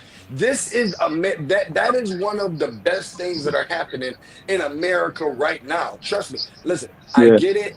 I don't think you understood my point, though. I don't think y'all understood my point, though. It may not look the same that it used to look, but the blue bloods are still there. Some things are going to change inevitably with time. And I get that. That's just life in general. We all have to catch up with times and things that are going on right now. Go ahead, throw in Tom Izzo in March. No need. No, don't pay us no attention. No need. We just floating. We just floating. Deshaun, just give Hancock your 2-year-old. He'll talk about Cowboy memorabilia. They'll go to sleep, and you can. You said what kind of memorabilia? Cowboy. Yeah. Hey, but I got to get out of here. But I got to ask him something real quick. Conversation. I'm sorry, Hancock. We got to have an in-depth conversation about college basketball real quick because we're going to talk about how the landscape of college basketball has actually changed. And Deshaun, I want to know your thoughts on how old college basketball is getting, right? How the rules that are now being implemented, meaning the 2-year JUCO rule, meaning you can go to 2 years of junior college and then still have all 4 years of eligibility for a Division I program, and how Division I NCAA basketball is trying to implement a 5th year of eligibility. Talk about how that landscape of those two rules will have a kid 26, 27, 28 years old playing college basketball. I mean, I'm not totally mad at it. The more college basketball, the better for Deshaun Tate in my household. We don't skip no beats. But just in general, just as far as the ruling goes, I don't. I feel like it's just it's a never ending revolving door of just new rules and things that we have to get used to. And it doesn't even take much about the JUCO years that you get, plus the extra years of eligibility that you get as a Division I basketball player. We're seeing people still utilize the COVID rules. We're talking 5 years ago now. Guys are still implementing from COVID from this standpoint and using that. But and I think it's for the betterment, because college basketball getting older, I think, is still a good thing. I mean, think about it. The last, and hopefully this isn't getting too far away from your question, but we haven't really seen a lot of one and done. I think the one and done thing is what's kind of guiding people to maybe be away from college basketball. We haven't seen a lot of one and It's done phasing out. on national championships. Like, if you think about it, since HO's Duke team that was heralded and led by, Winston and Jones and I think Okafor or whatever, what have you, we haven't seen it much. In 16, Villanova didn't have any one and dones. In 17, Carolina had Tony Bradley. That was it. In 18, Villanova didn't have any one and dones. In 19, Virginia didn't have any. In 2020, COVID didn't have any. In 21, Baylor didn't have any. In 22, I don't think Kansas had any. In 23 and 24, I think we only saw one from Connecticut.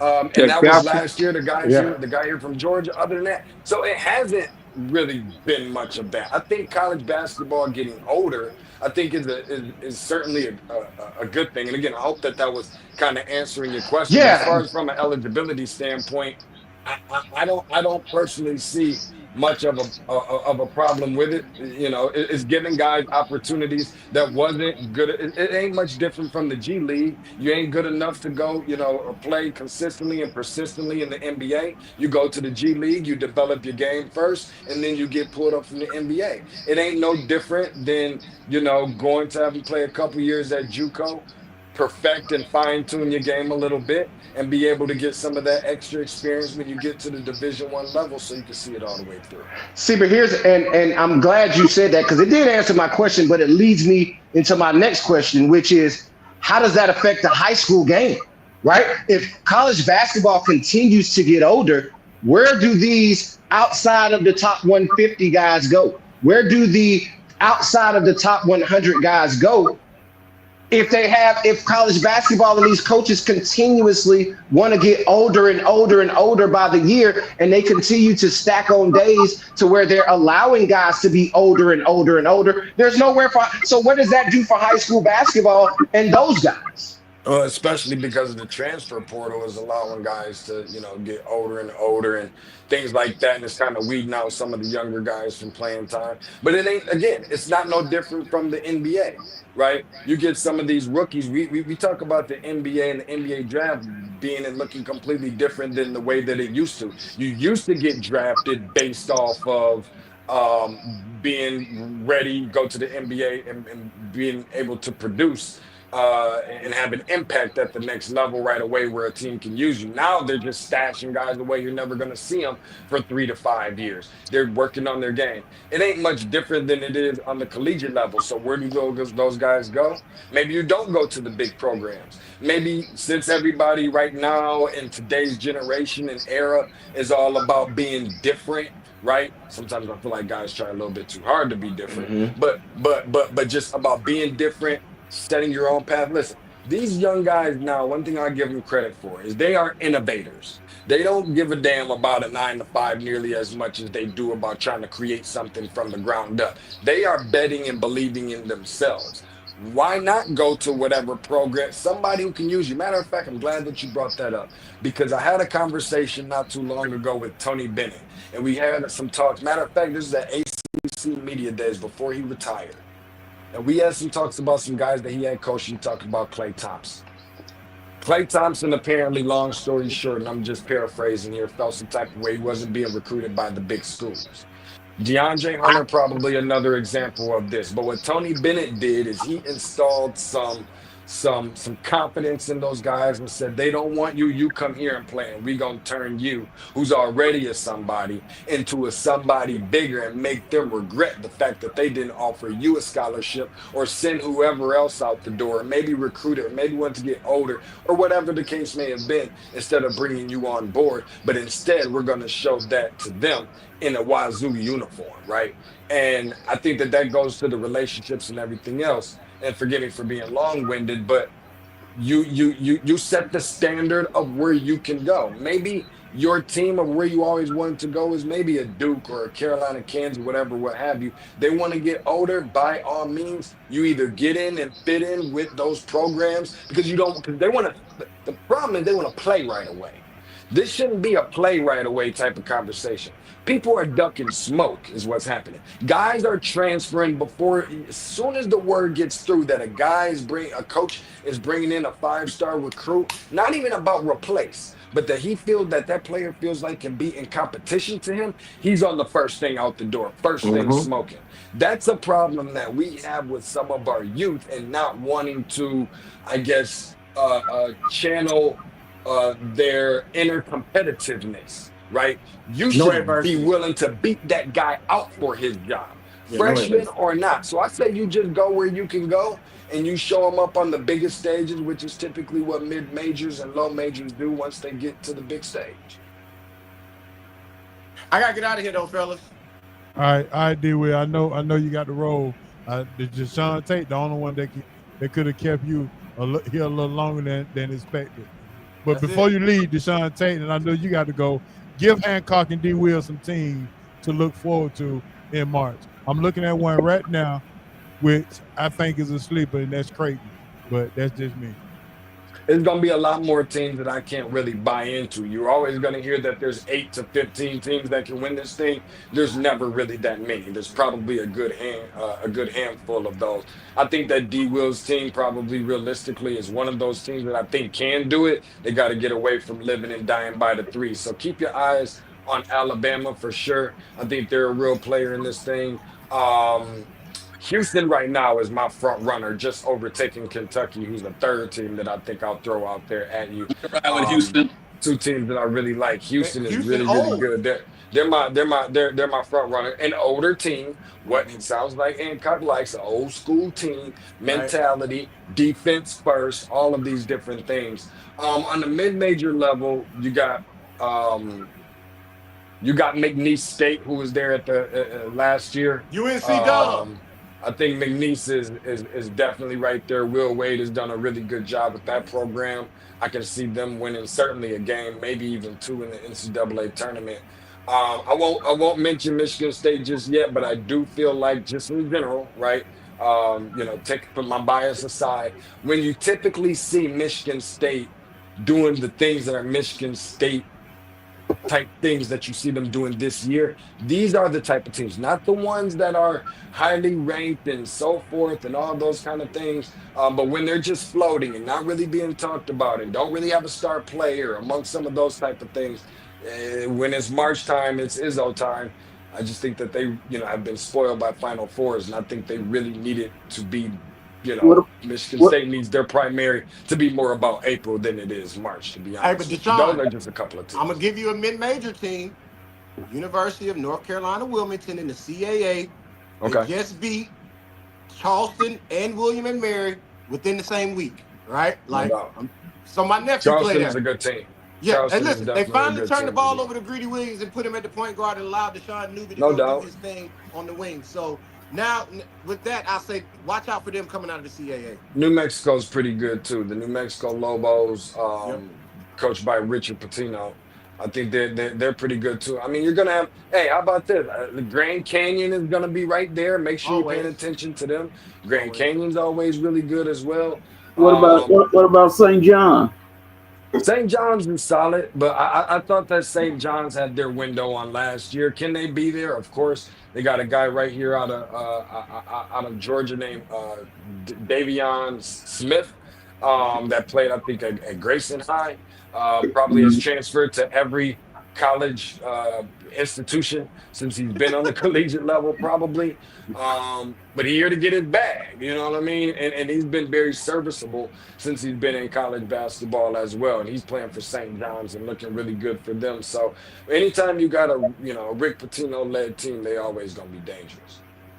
Hey, before I go though, Big H Show, I gotta give Deshaun 2 high school names to look at in Georgia. You need to take a look at Caleb Holt over at Grayson. They got him ranked number 3, of course. He Alabama kid, and of course Tobin Landrew over at Wheeler. Okay. Take a look. 6'5", 6'6" wing. He can really go. He's another kid that transferred to Wheeler from Alabama this year. Those 2 guys, 2 of the top 5 players in Georgia in the class of 2026. I'm familiar with Holt, not as much with Landrew, but I appreciate that. And no doubt. I'll circle back. All right, man, I gotta get out of here, fellas. Take it easy, Weezy. Hey, we go. I take the McDonald's All-American game just got announced. Any particular name in particular that Hancock needs to start to watch now before he get in the fight?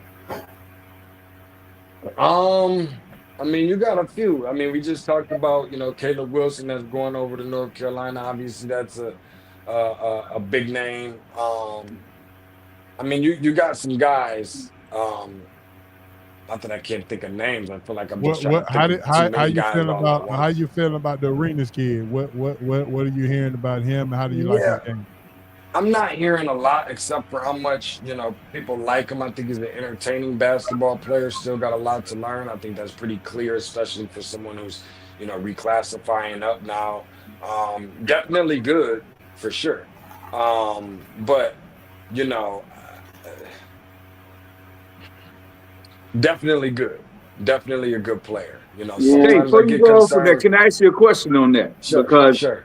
How do you feel about the way Gilbert is treating his son like that, sending him somewhere where he has to be the show? Do you think that's the way that you should allow your kid to go out and experience having to be the guy and lead your team rather than go join up with a lot of players and really not have to establish your dominance? What do you feel about that? That's a parenting decision. I understand the decision. Well, I mean, as far as the player, how do you feel? Yeah, how does that work with the player? Does it help the player or not, in your view? I mean, it's a team game. It's always been a team game. It's always going to be a team game. The teams that win the championships and holding up trophies at the end of the day, the team that's going to be in San Antonio in the first, Monday or second Monday in April, that's standing on a ladder cutting down nets, is going to be because they played team basketball. To me, that's always, at least, and I'm not saying it can't work any other kind of way. People always love to throw out Carmelo Anthony in 2003, but Carmelo Anthony was not all by himself. He's just the one that we always point the finger at. A great team. Yeah, he had a good team around him. It's always going to be team basketball. So, I mean, for me, I think it's always, I'm not going to say better, but for what you're going to make it easier on your kid, to prepare them for next level basketball, if you really believe, and clearly Arenas is this good, to prepare them for that next level, you put them in positions where, because if you're the man, you're going to be the man regardless, right? But one thing I don't always love is when the next level that you get to, whether that's your middle school going to high school going to college going to the pro, it's going to be more and more difficult because everybody was the man on the high school level. Everybody was the man in middle school when you get on a high school team. Everybody was the man in high school when you get to that college team. Everybody was the man. I know that there are a couple exceptions here and there, but top 2, top 3 scoring options and whatever else, what have you, on the college team when you get to the NBA level. So to me, that, and again, I think it's a personal decision. For me and mine, I just want to put the more important thing is going to be the coaching from that standpoint, right? And getting my child to understand the game, doing as much as I can as a parent and a like-minded coach that I want to be coaching my child.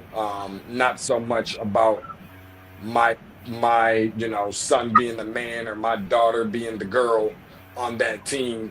that can dominate. Because if you're just that good, you're gonna dominate regardless. And guess what? And no matter how good you are, you still gonna have some bumps and bruises and learning experiences and rookie walls to hit along the way. Who do you got in the Super Bowl? Let's just take it just to off beat. Who you taking in the Super Bowl, Tate? The Lions. There you go. The Lions. I don't know, man. I mean, I'll be honest with you. I think it's great that we could see something that maybe, I guess, never happened before, right? Nobody's ever won 3 consecutive. And that just goes to show the kind of hard work, dedication, blood, sweat, tears, sweat equity, and everything else that somebody like not just Patrick Mahomes, but because it is a team game, right? That all those guys, Travis Kelce and everybody else who's put in. I don't get caught up in the Taylor Swift stuff and all that other garbage, but I'm sure I'll let somebody else have fun with that. But the Eagles deserve to be here too. You know what I mean? Obviously, with a really good defense and you know, 2 brothers playing quarterback is really hard to kind of go against. But yet still, you know, it's hard to do, as everybody knows, hence why it's never been done before to go 3 consecutive, let alone just be in this position in general. So as far as from a rooting standpoint, I don't root. Who do I think is going to win? I feel like if you just had to, you know, put my last dollar on it, it's going to be probably too hard to go against Kansas City, if I'm just being honest. But I don't think this is if Kansas City goes in there anything remotely close, which I don't believe they will, with the mentality that, you know, I think they have to have balance, right? You have to have that mentality of, I don't give a damn who we play, right? We the Kansas City Chiefs.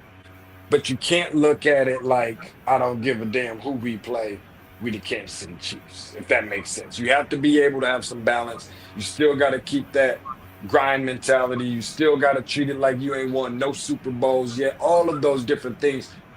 But give them some credit. They've been at the top of NFL this whole year. Obviously, the Lions was right there with them for a while. But, you know, the time weeds out and separates the boys from the men. And Kansas City is still there. They're there for a reason. They've done things right. And even when they haven't always looked good, they found a way to win pretty much for the most part, just about all those games, except for maybe 2 or 3 or whatever that it's been. So you got to give them some credit for being able to, you know, come away with a win in some very close games too. That's dynasty. All right, my last question for you is UConn officially a blue blood now? Absolutely. No They question. are I'll almost ask you if that was a trick question. Absolutely. okay. There ain't no question about it. I think the other questions is, you know, first things first is, what is your definition of a blue blood? That's number one. Or the definition, however you want to phrase that, right? The other thing is are we putting this in increments? Can there only be a group of 5, right? Because if you have a Carolina, Kentucky, Duke, UCLA, and Kansas, then who gets thrown out? We haven't seen UCLA win a national championship since, what was that, 95, I think it was? 95 with Are we O'Bannon. talking 30 years now at this point? A couple years after but to your point, 30-some Yeah, haven't won a national championship since 95, because the only other one all the way on that other side of the country was obviously Arizona, and they did it in 97. There haven't been no Pac-12 winners and this, that, and the third, but no, UCLA, and I know they went to a Final Four back in 21, I think. Yeah, that looks right. But So what about Indiana no. then? Yeah, and that's another one, is Indiana. Like, who are we talking? I mean, where does Villanova stand? What is the Yeah. criteria? Yeah. Is it based on championships, and championships of how long ago? Because I don't think nobody's going to agree with me when I say this, because they probably shouldn't. But if we were having this conversation probably 17 or 18 years ago, we might start talking about Florida being in that conversation. So again, you know, this can be thrown around so many different ways. I just think that with UConn doing it 99, If I say 04, multiple decades. yeah, 99, 04, 11, all 4 decades. Yeah. 99, 04, 11, 14, and then the 2 that they just had back to back. I don't see how you can't. They've surpassed Duke in national championships. I Right. mean, they're right there with Carolina if they haven't surpassed North Carolina already. Where does Michigan State stand with this? Who's got, obviously I'm not saying that they're top five, but what is the criteria? What is the definition? And is there a tier type thing that we put this in? Where does Villanova stand? All of these different things. Who's won 2 out of 3, by the way? I think that you have to certainly. I don't think there should be any conversation anymore about whether UConn is a blue blood. Whoever you got to take out of that conversation, which kind of sounds like UCLA, but I know that that's hard to do when you start talking about from here to Overall. there. From here to here is different, but from here to here, that's significantly makes a difference. So again, that's why I think before we have those conversations, we always have to, kind of put things in perspective and give a little bit of context. All right, there's the last question on the screen now. I wish I could, Zavada. Ask about the women. Thank you, Zavada, for tuning in to the show. And I don't have all the answers. I will admittingly say 2 things. Number one, I don't get the opportunity between Delta, college basketball, that's knowing a little bit about 357 teams and what they're going to do as we prepare for March, right? Being a full-time dad on top of all of that, doing stuff, covering the Hawks every single game, all 82, including playoffs if they make it, doing recaps after every single game immediately when they're done. I don't have nearly the time to keep up with and have a real conversation. One thing I don't do is I don't play radio. I don't talk about things that I'm not, feel educated enough to have conversation in those spaces. So I don't know enough to be able to speak on it. I will say enough to know, I know that they have a good team. Where do they measure up and rank, amongst some of the other teams in college basketball this year? I would imagine that they're right there at the top. Congratulations to her for doing some, great things there at South Carolina, being a big supporter of not just her own team, but all the athletics there at South Carolina, which is something else that I just learned about her, which I think is fantastic, being able to create a real culture there. So I'm really happy. But I think that some of the women's basketball watching is probably going to change sometime soon, as I got a little 2-year-old daughter that loves nothing more than just basketball. So that's probably going to change real soon. And tell everybody, and what is your wife's favorite team? So number one, I'm not married. Okay. That being said, respectfully, right, Okay, respectfully. yeah. I'm not yelling that from the mountaintops, but I just Right. like to be honest. I know what box I check on my W-2s, and that's not the one. But I will say that, she's a Duke fan, and this is the whole conversation that we were kind of having the other night. And it's like, well, There you I know you haven't been watching as much as Duke and Cooper Flag as you would like to this year, which is true. I can't watch everything all at the same time. I'm really busy, but I'm definitely playing catch up on some of that stuff. But I made a comment a few weeks ago that I think probably got under her skin a little bit when I said that, the Cooper Flag hype train sounds like it's quieted down a little bit. Maybe some of that is because of NFL football and whatever else, what have you. But it just didn't feel, I wasn't getting live break-ins on NBA games of keeping up with what Cooper Flag is doing tonight, with the exception of the 42-point game that he had against Notre Dame, which I feel like all 5 of us on this panel could have probably had half of those points against that team, respectfully. But no, we had a conversation about, Hubert Davis in comparison to John Shire, and how John Shire is this better coach and he's on his way out and this, that, and the other. Meanwhile, John Shire is what's a good word? Aspiring to do some of the things that Hubert Davis has already done. So I think that there's some good conversations with on all of that, and it's easy to say that when North Carolina is down. She made a comment the other day about talking about how the hype train and just being just as good this year and just the impact that Cooper Flag has had for Duke this year is just as much as Duke had when Zion was on that roster.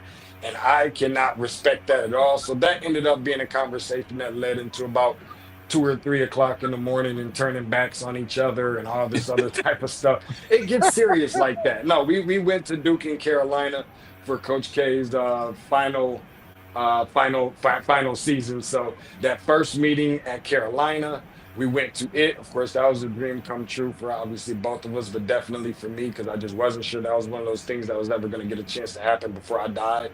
And then we went to that and we start crunching some numbers and whatever else, what have you. I thank God for giving me the opportunity to go. But, we went to the Duke in Carolina at Cameron, his very last game, which, you start looking at what those ticket prices was. If you can remember, they were $5,000 a pop. I'm still struggling to pay rent to this day, trying to figure out how to make up from that. Meanwhile, I voluntarily slept on the floor on that night because I think we all remember how that went. And then, of course, we looked at it, and then we got closer and closer to March Madness and everything else.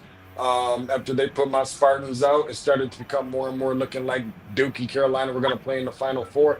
There was no way that we were going to go see Duke and Carolina at Carolina for his, last game in Chapel Hill, and then see Duke and Carolina at Duke for his last game on his own floor, and then not, finish the three-peat off with a clean sweep and go to see it at the Final Four. So, of course, we went to that, and then we did the calculations, and next thing you know, after X amount of weeks after New Orleans, then, here comes a 2-year-old we're finding out. So it's a good story. It's a lot of fun. Obviously, the rivalry, I won't be around. Good thing, because I'll probably have all sorts of sharp objects probably thrown at me in the event that things don't go as well for Duke this weekend, because I'll be in Las Vegas this weekend. So I'll be watching from afar. That'll be a lot of fun. But listen, let me tell you something. Duke, Carolina have no stake in the game. I have no dog in the fight, if you will. I respect, don't have to like them or love them or whatever, hate them, whatever, but you will respect Duke. They're one of those programs. And North Carolina, whenever you're, playing with house money and, the pressure's not on you, you know what I mean? And we're talking about a rivalry game. I mean, Michigan just showed that to Ohio State some weeks ago on the football field. Things can go either way. Everything, records and all that cute stuff is thrown out of the window. We don't have those conversations. If Duke is coming in there with that kind of mentality, then they're going to lose the basketball game. And North Carolina knows what games like this that they have to win, especially to beef up their resume for March. Yeah. They know what this means for them too. And they're the more experienced from a roster standpoint team than Duke is. I know Duke's got the talent and the savior and everything else. So it's going to make for some good basketball. I'll be watching. I'll be the guy that's going to be at a boxing fight live in Las Vegas watching Duke and North Carolina from his phone. There you go. So, Coach, you hear that, right? If y'all win, we're allowing y'all to build y'all resume up. You heard it first. Oh, Lord. Wait a minute. Hold on. Allowing?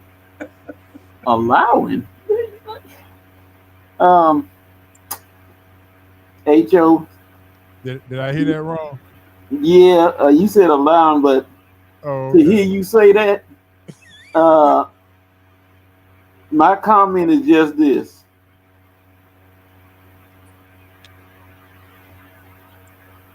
That's it. That's the comment. He can't take the lead.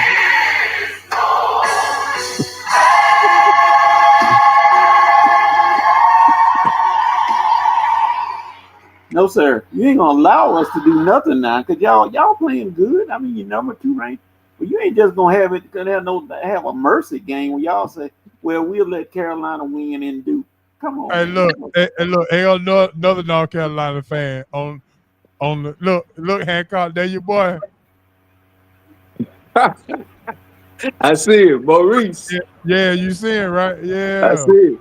Look, I had to get it back because he threw a bullet at me earlier saying that Hubert Davis retired Coach K, and I just couldn't allow that. And that's one thing. Listen, that's one thing that you just can't. I don't care what happens from now until the end of time, right? You're not going to be able to take that away from him. And again, Hancock, I know you mentioned you do watch, and you specifically that rivalry and whatever. And I don't know how much of that was tongue-in-cheek and being facetious and whatever. Not just that rivalry, but watching college basketball. But listen, if there ain't another reason to watch college basketball, tune in on Saturday night when you see those two. And again, I get it. It's slightly different.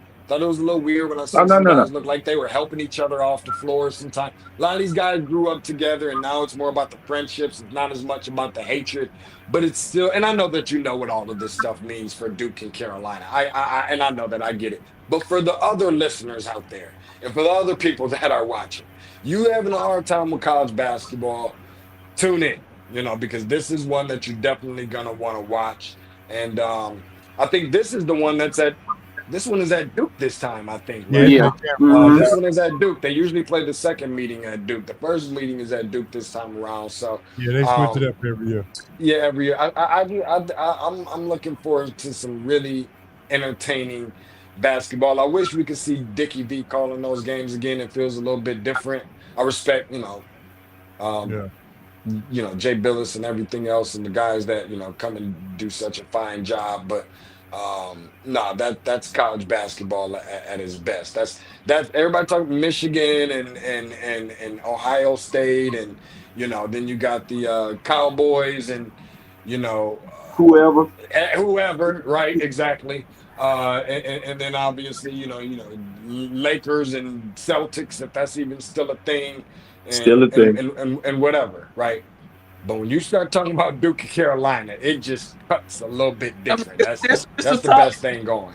Duke and North Carolina is a top 5 rivalry across all sports, and not just sports, American sports, but across even international sports. We start talking about, Manchester and United and things of that nature. So, it's Yankees, Red Sox, Lakers, Celtics, Duke, North Carolina, Army, Navy. And people in the SEC, I know, are gonna Alabama, feel Auburn, their own way. and Alabama, Auburn, maybe some Georgia, Florida, whatever. Good old-fashioned hate. Georgia Tech don't feel their own way. Whatever. No, but when the top 5, North Carolina's gonna be in there between 3 and 5. Yeah. And I get it. Bedlam, Oklahoma, I get it. When it's Duke and Carolina, I'm saying it's the bets top are 5. off.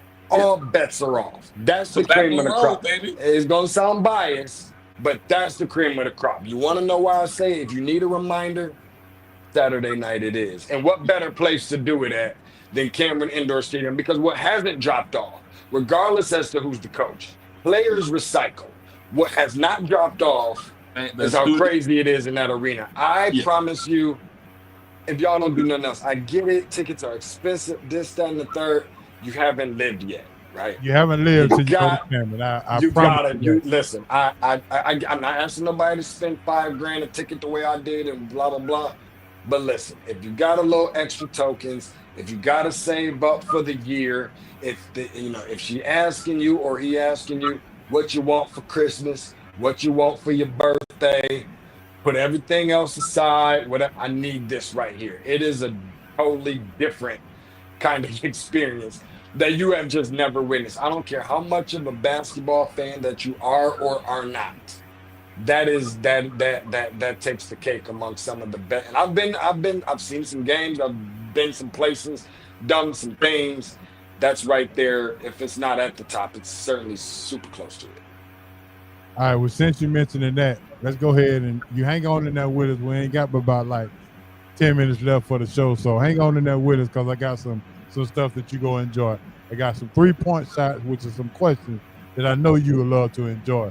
But before we get to that, I got to talk about the baptism that Bronny James took the other night in Hancock. I'm gonna let you start off.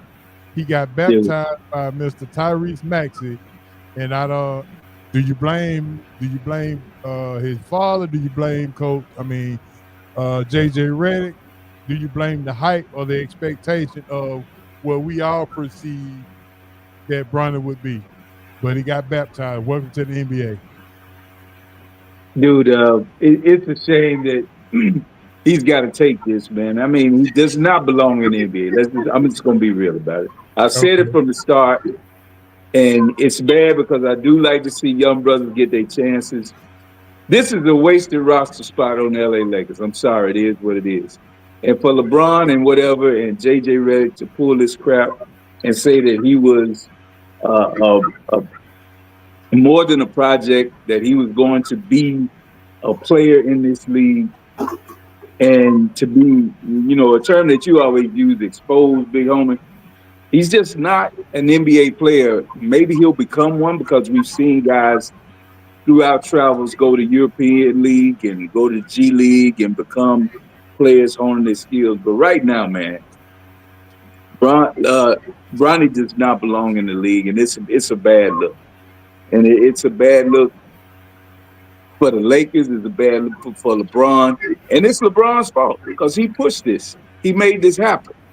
And I understand he wanted to make history. He did that.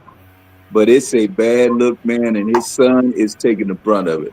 So as an organization, as a true Laker fan, it pains me to see it. Because, I mean, it's truly nepotism at its finest. And I'm kind of torn in that respect because I think everybody plays a part in nepotism. So why shouldn't LeBron have done it? Well, he could have done it for another organization. I'm a Laker fan, and I don't like seeing this crap. It's hard. All right, Coach, what you got? Bronny got baptized. You got a solo screen. It's all on you. Well, it was basically the Michael Jackson song "Blood on the Dance Floor." That's all it was. It was just it's sad to watch because he was doing so well in the G League, and then you bring him up for this to get embarrassed, and that's what it was. It was an embarrassment. I fought JJ Redick. Because, JJ, you had no business putting this boy in that game. Tyrese Maxey looked like that dude in Gladiator that kicked that boy into that pit. That's what he did to Bronny. He said, yeah, here it is. I got you now. And he went to work on it.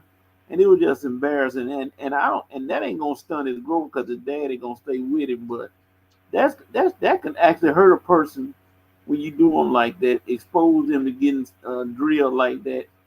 In a game where you all are contenders, but you act like y'all are the Wizards. Like y'all didn't won 6 games, and you said, why not? That's what you kind of acted like. So I fought JJ Redick for even inserting him in the game. And why is he in there other than to sit in the stands and watch his daddy play?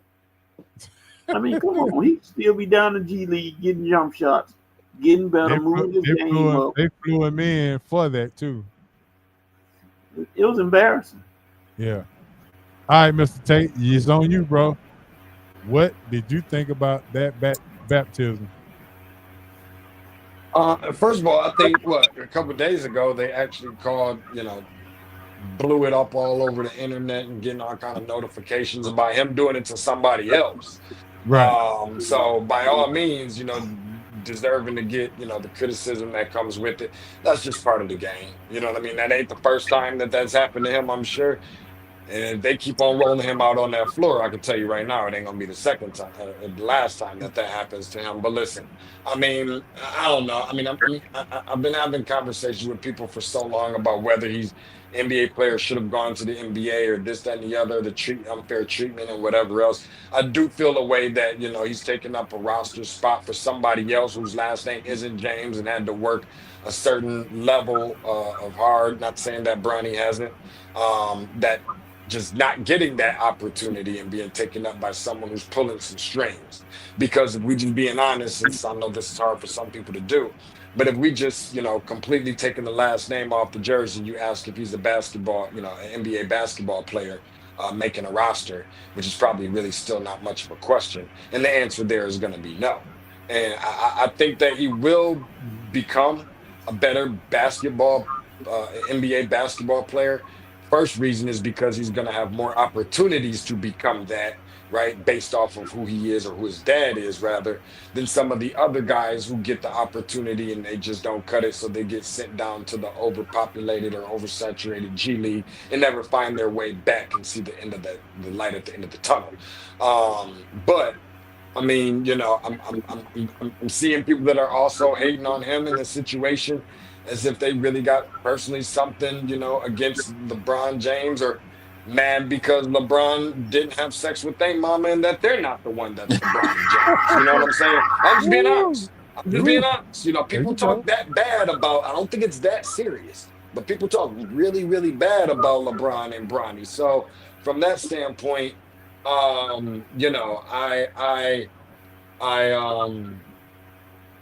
I think that he has the potential to be a good NBA player someday. What's prevent him from being a future Gary Payton II? I don't think very much, if I'm just being honest. But the last thing I will say is that if there is a player, right? I'm not gonna say since the beginning of time or whatever, what have you, because there's probably multiple.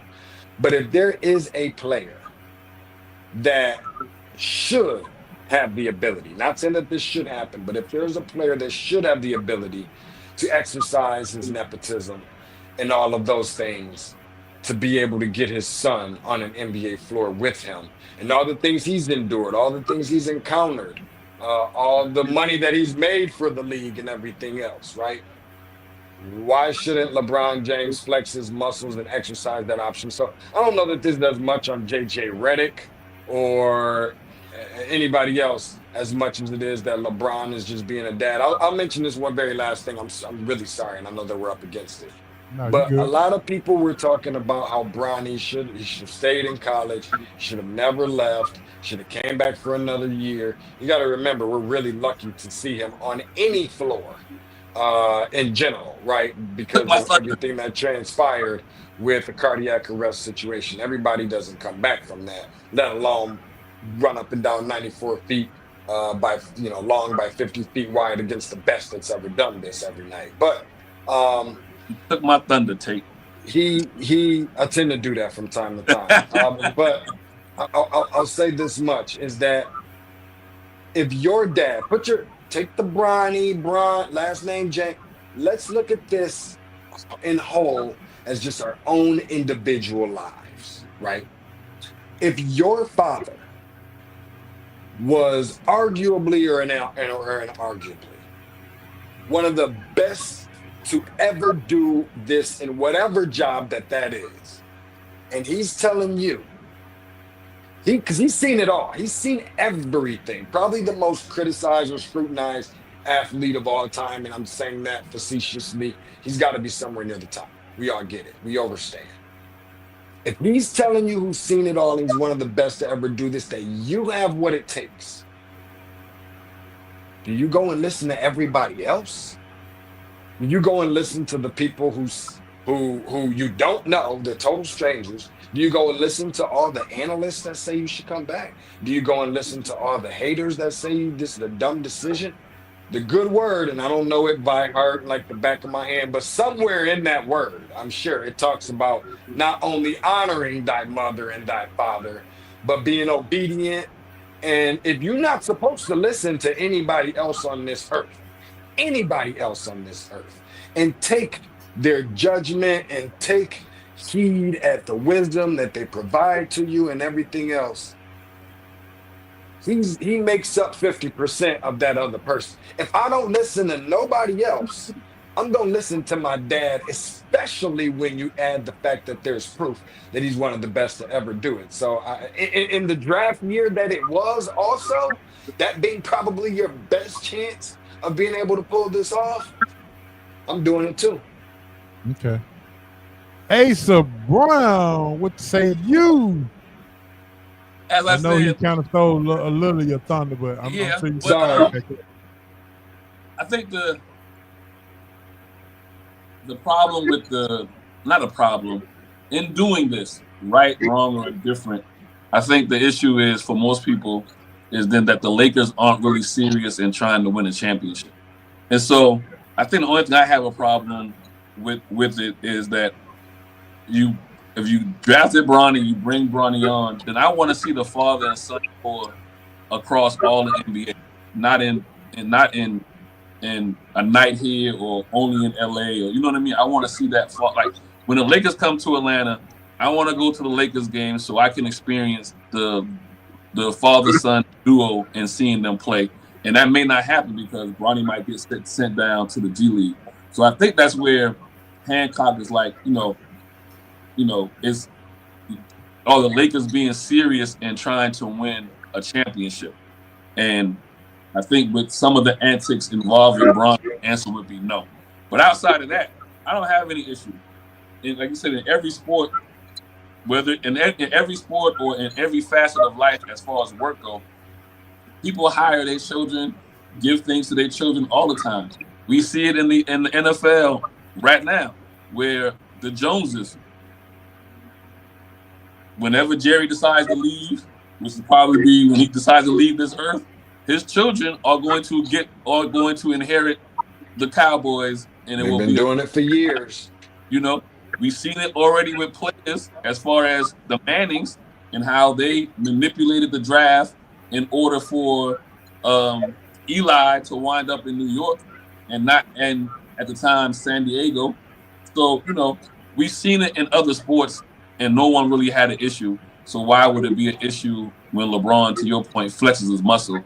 I just feel like for Lakers fans particularly, it does not seem like they're trying to make championship moves with this particular move with LeBron and Bronny. It's more of selling tickets. But then if that's the case, as a fan of the NBA, then let's sell these tickets across the NBA. Bronny and LeBron need to be at all 82 games when they come to your city, so we can all experience history and it not be, you know, for some areas and not, you know, for some teams and not for some fans and not other fans to see it live and in person would be my criticism of the move. The problem I got with what y'all saying is that you're talking about Jerry Jones and his kids running an organization or whatever like that. They not playing. I'm sorry. LeBron out there playing. LeBron James Jr. is playing. Mannings. Hold on. Yeah, and the Mannings are both going to the Hall of Fame. They not buying a ticket to get in. They are going because they're gonna be both. Hold on, mate. They use their nepotism, but they can play. Ken Griffey Jr. could play. LeBron James is not at that level. LeBron James Jr. is not at that level. The nepotism that he got to get to this level, he did not deserve. When we talk about both of those Manning guys, they were at the top of their craft at every level they've been on. They won Super Bowls. There's no doubt about it. When we talk about Jerry Jones passing on his franchise to his kids, that's different than him having to. He might never become a great GM, but he ain't really got to live up to much. Jerry ain't done nothing since Jimmy left. If he go and hire the right people, that could happen. Let's stay right there with Cowboys. You think Schottenheimer's a great coach? He only coached because of his daddy's name. No, I don't think he's a great coach. But he's only coaching because of his daddy's name. But he ain't going to be quarterbacking. He's not going to be on the field. That's what I'm saying. All I'm saying to you is that I understand what you're saying about getting put in a position, and whether that's nepotism at this level or whatever. I need some people that can play. He can't play. That's the point. He's taking a roster spot of a player that I can outwork him, can out-tall him, can out-shoot him, can out-dribble him, not getting a chance. He didn't even make all conference at any level. And that's why I say, as a Laker fan or Laker fans, they're not trying to win a championship. I don't think you would have this. You wouldn't have this problem if he was at Orlando Magic. If he could play. You wouldn't have this problem if he was at a bottom tier NBA team. You only have this problem because he's at the Lakers. I have more of a problem because he's at the Lakers, but I would still be sitting here at this chair telling you he don't belong in the NBA if he was playing for Orlando, Atlanta, New Jersey, Brooklyn, any of them. He's not an NBA player. And the thing about it is, Asa, he took away from players that should be on the roster in front of him. And you guaranteed his money. And you sit here and told people that you were doing it because he deserved it. That's the biggest lie they told this year. Hey, Joe, can I just say? Brother, get to the league. Go ahead, Deshaun. I just had a quick question because I think some of this, and it's definitely tied in, but I think it's something for not only for all of us to think about, which is definitely, I think it just makes for a good point and it's a good question even for the listeners, who I'm grateful for paying attention to the program, is if you had to lean one way or the other on this, right? Because there's a fine line in the sand that you have to draw between the two. I understand that our jobs is to not necessarily make it easy on our children, because we don't want to create a false narrative for them as if life just happens to work this way for everybody, kind of thing, right? So I do understand that particular part, right? But another part of our job is to make sure, as a parent, to do any and everything you can within your will, right, to help your child's dreams come true. And so I think that there's a balance between both of those things. And I'm not saying, well, because you got the pull, then cool. Go out there and teach them that, life don't work like, you got to teach them life don't necessarily work like this. Things aren't just going to be given to you all the time. So I think it's two parts to it. But your job as a parent is also to do any and everything that you can. Would we not do this would Hancock, would you do this for your son if you had that ability? If you In a had the heartbeat. chance to, In a heartbeat. Even if you knew in the back of your mind that your kid wasn't good enough. In a heartbeat. We about to see that. We're about to see that in the draft with one of the Sanders boys. One of the Sanders boys right now is getting cooked at the East-West. He's getting cooked. Some of it, dad is just being who dad is supposed to be. He's been doing it for years. But the only way he's gonna get drafted is if Trump bring back the draft in the Army. That's the only draft he's going in. He's not gonna get drafted. But I'm just saying.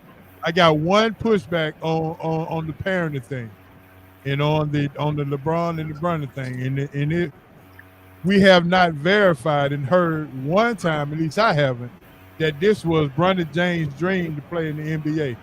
We all knew that it was LeBron James' dream for his son to play in the NBA. With him. So at that I'm okay with that. point, so we can't confirm either way. Right. Yeah. And whether I know he wanted him to play with or him. not, maybe that's a different conversation. Maybe his dream is to play in the NBA, but his all-time dream maybe wasn't to play with dad. There's so many different things, and I think that he's done a phenomenal job that we don't give him enough credit. We give LeBron, I know people criticize, LeBron has done a very good job in terms of public perception, amongst other things. People are going to feel their own ways about him, right? But in comparison, and hopefully this isn't going away from the topic, but I don't think that there's nothing wrong with giving flowers to another brother who's done a fantastic job, a better job than I could have ever done, right? With dealing with some of the scrutiny amongst other things. So there's just that part. But when you also look at the reflection of that being his son, I couldn't be his son right now either. With all the, talk. I mean, when you start talking about those amongst most hated, I feel like in sports, and hated on, when I say hated, right? That is nothing more than probably Floyd Mayweather, Deion Sanders,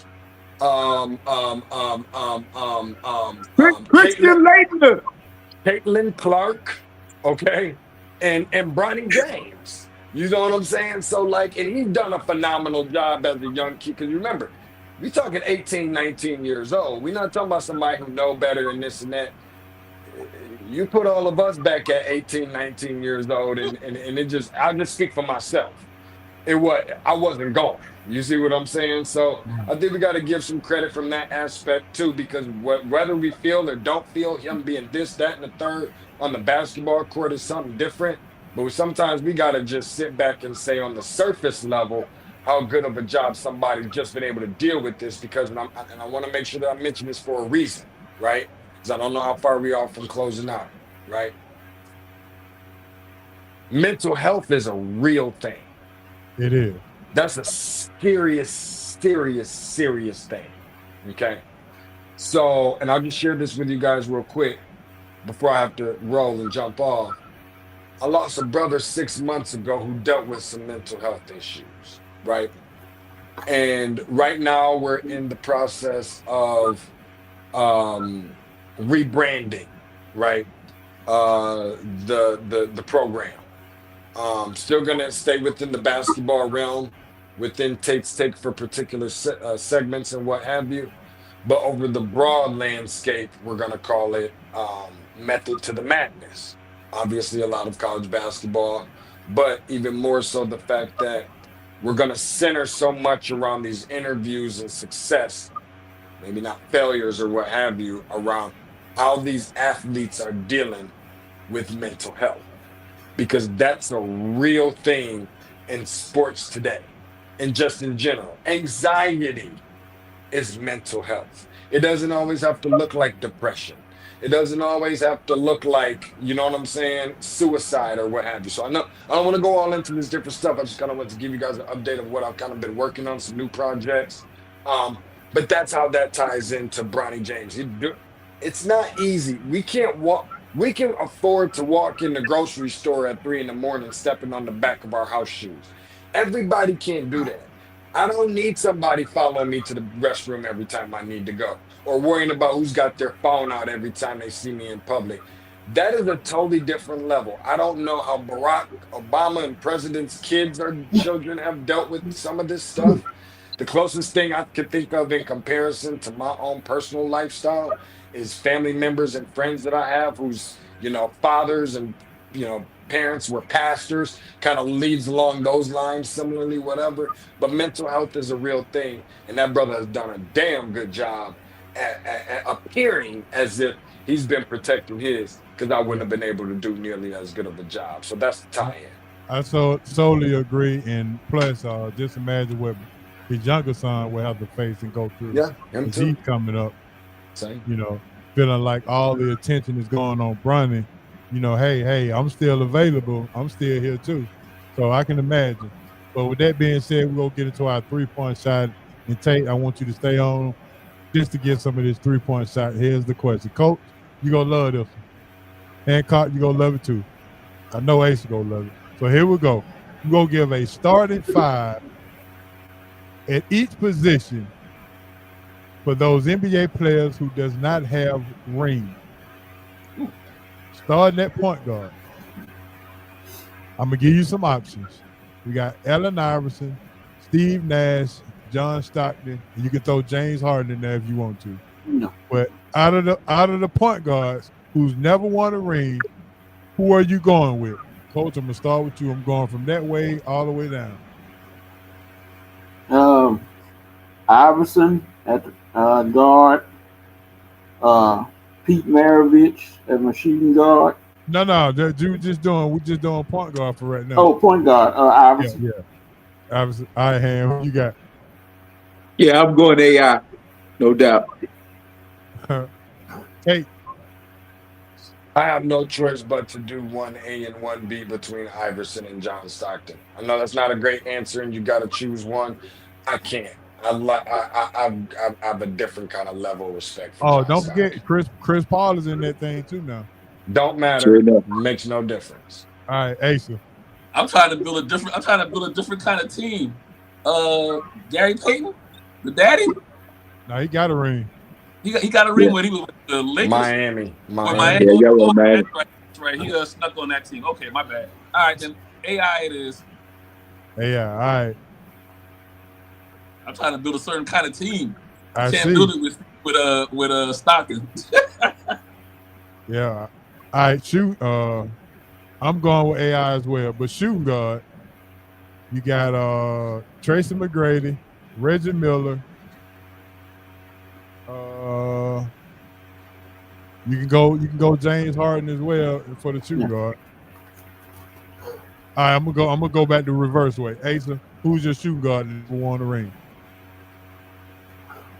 Give me the 3 you mentioned.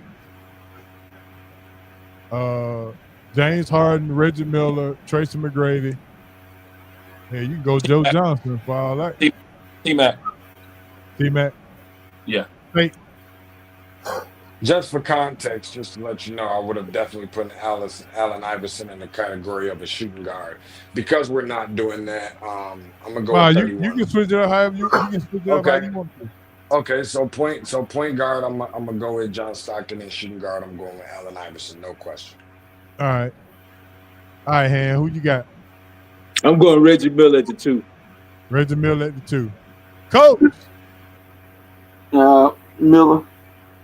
Reggie Miller. All right, coming back down. Shooting guard. Small forward. You got Dominique Wilkins. Now this was a debate. Do you go Charles Barkley at the 3 or is he a 4? I mean, that was a debate. So we got Dominique and I can't remember anybody else at the small forward at this point.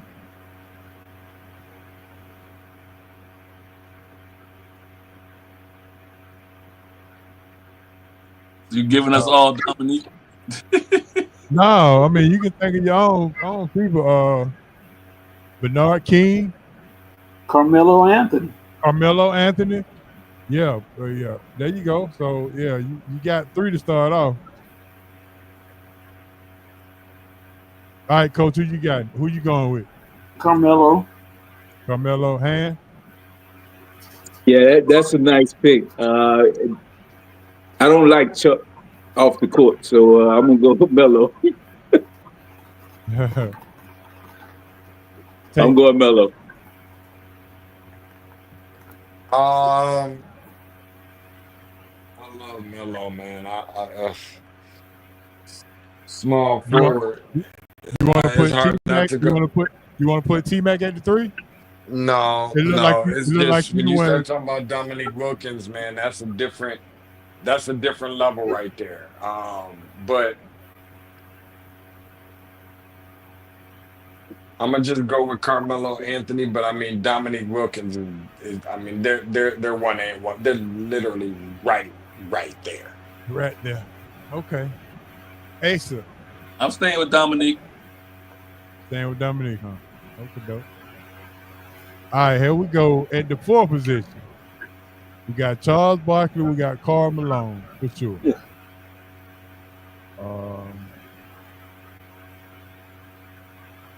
I can't think of no other power forwards. I got mine. All right, Asa, who you going with? I stay with Charles Barkley. You going with Chuck? Yeah, Hey. my team is this. It ain't together though, but I stay with Barkley. Sir Charles, no question. Sir Charles. All right, Han. I'm going Sewell. Sewell, that's It's a good one. It's a Yeah, good that's a one. good one. You want to change your mind? For a Wolverine,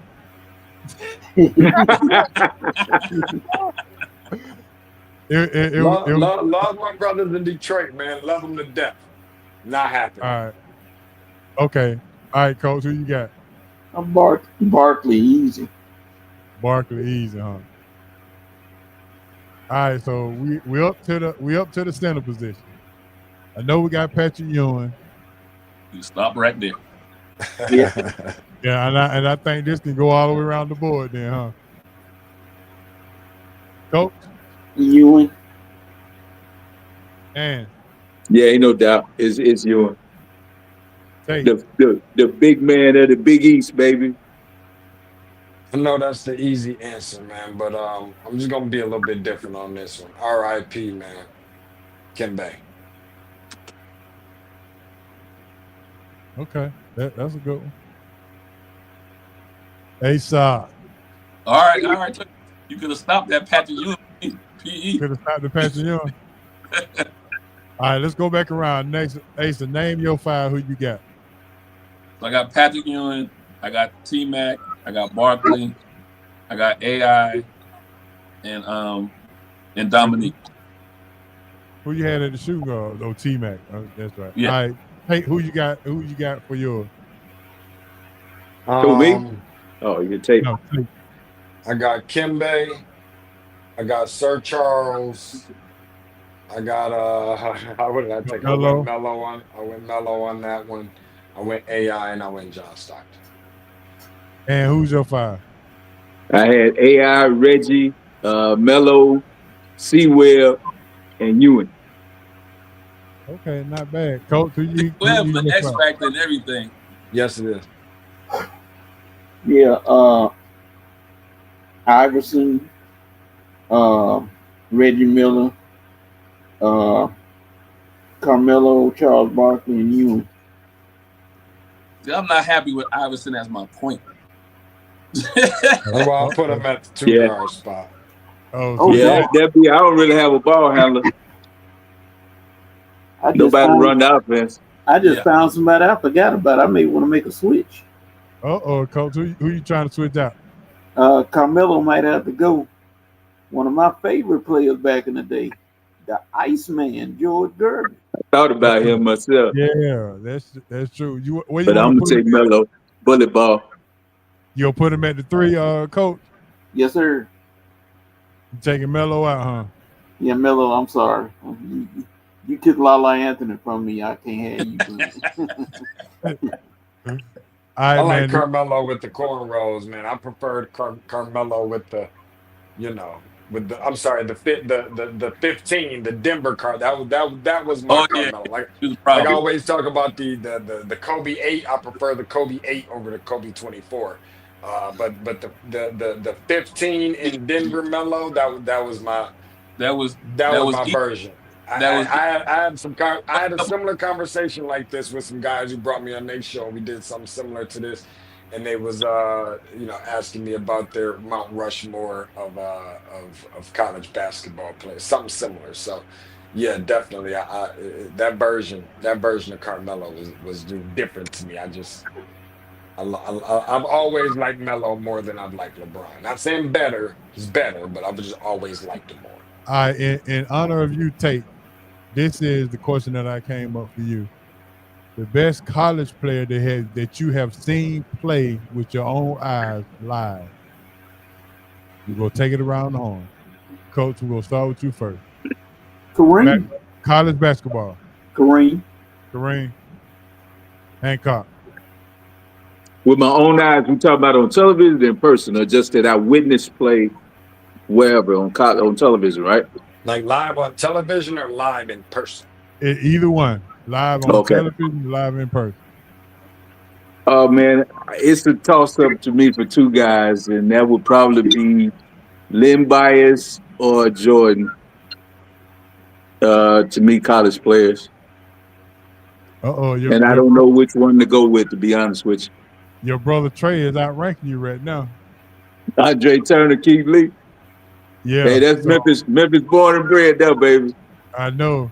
All right, Tate. But yeah, I'm taking it's Bias and Jordan to me, man. Bias and Jordan. Okay, Tate.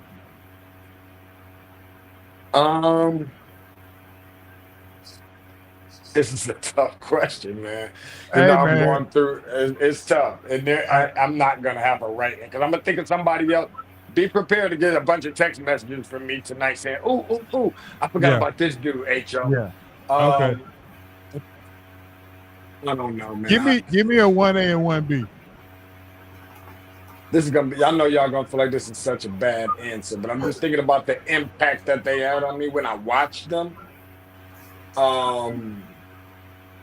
Watching Steph at Davidson was just crazy to me. It really, really was. Hey, Tay, you gotta stop taking my thunder, man. I can't. Steph at Davidson was just so different. You can't be mad at that.